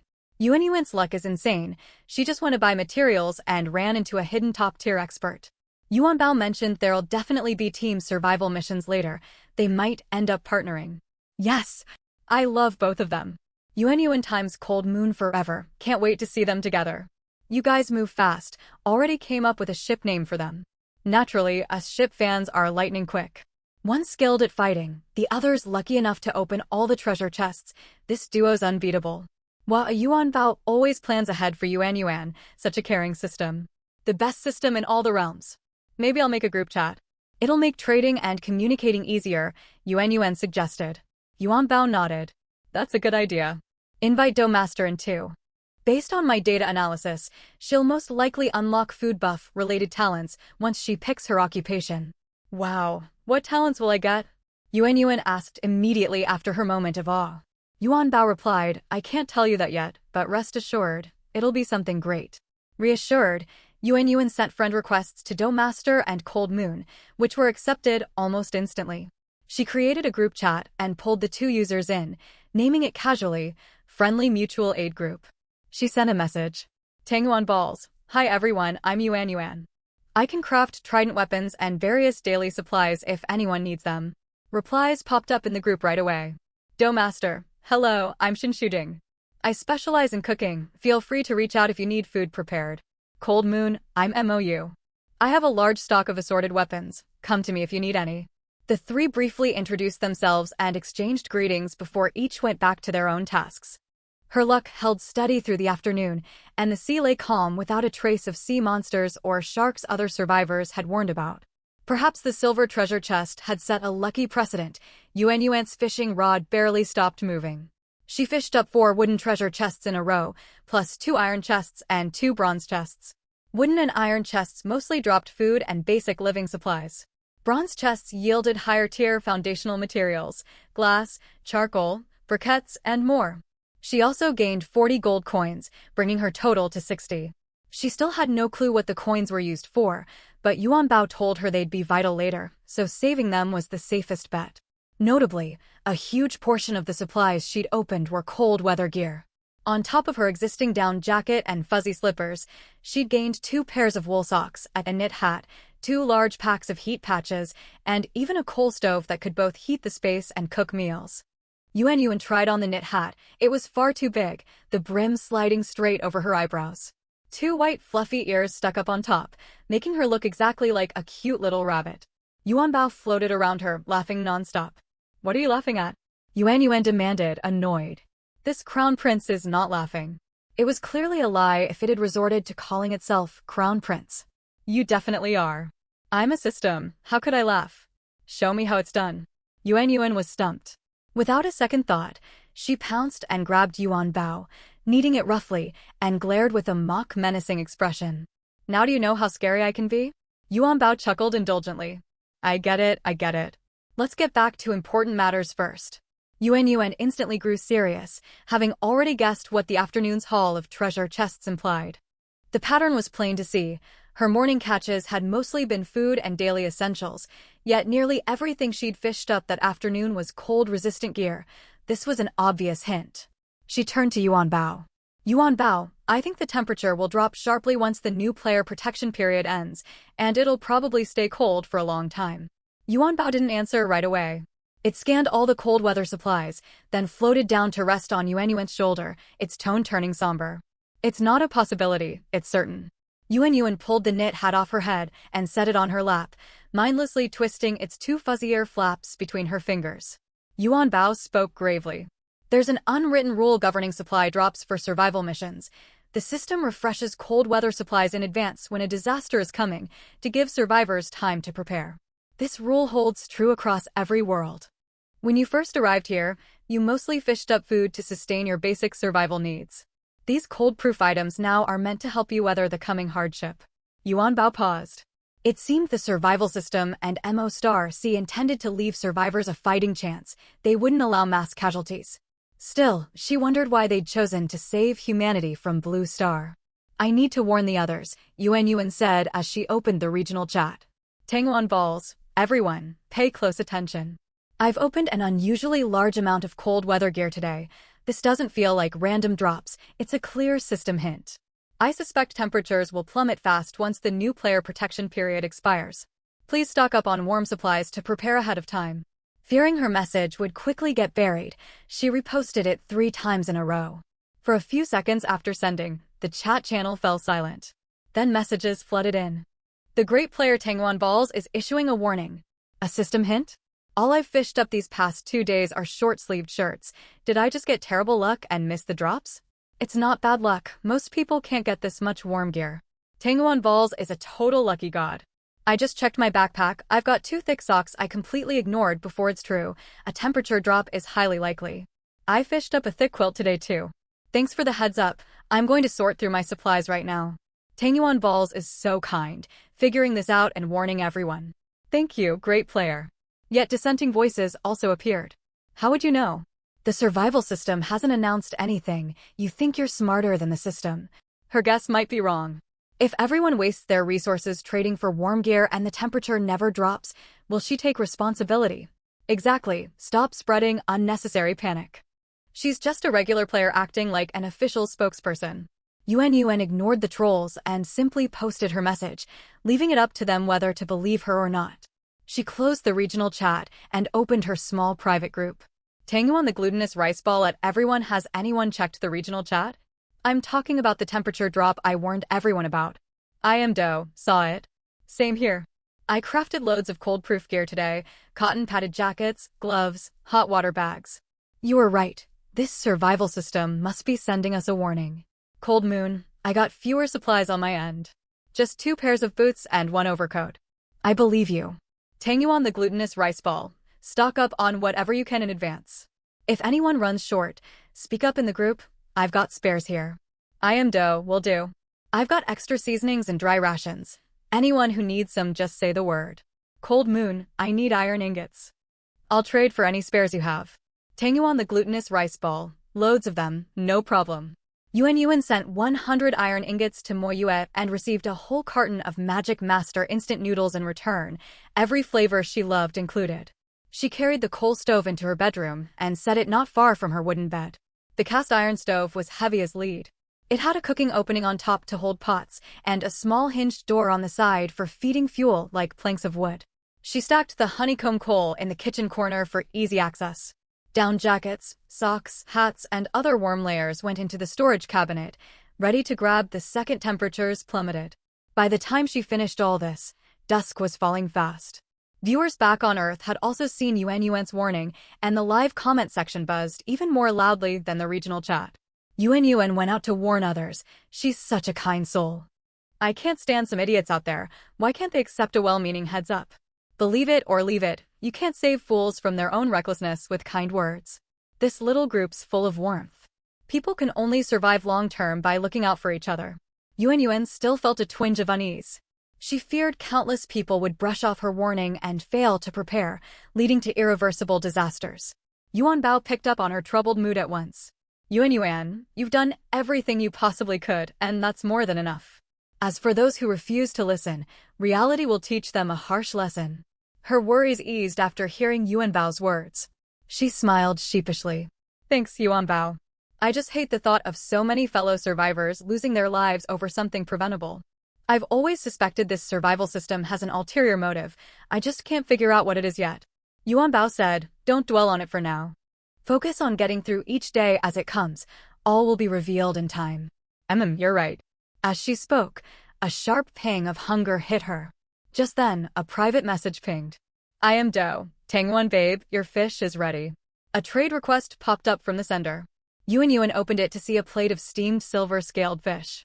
The whole fish sat intact, neatly topped with shredded ginger and spring onions, submerged in clear broth dotted with a few drops of sesame oil. She could almost smell the fresh seafood aroma through the screen. Yuan accepted the trade.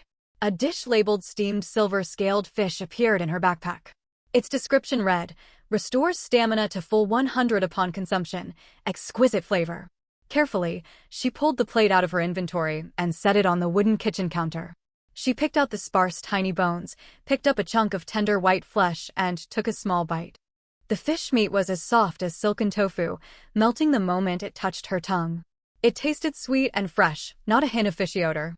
The subtle fragrance of ginger and spring onion had seeped deep into the flesh, and the broth coating it was seasoned to perfect saltiness. Compared to the charred golden-scaled fish she'd burned for lunch, the two dishes were worlds apart. She ate bite after bite, finishing the entire fish in minutes until only the skeleton remained. Her stamina shot straight back up to 100 from the measly 30 it had dropped to after struggling with fish bones at noon, leaving her feeling fully recharged. She drank every last drop of broth, held the empty plate, and let out a long, satisfied sigh. Yuan Bao. I'm never cooking for myself again.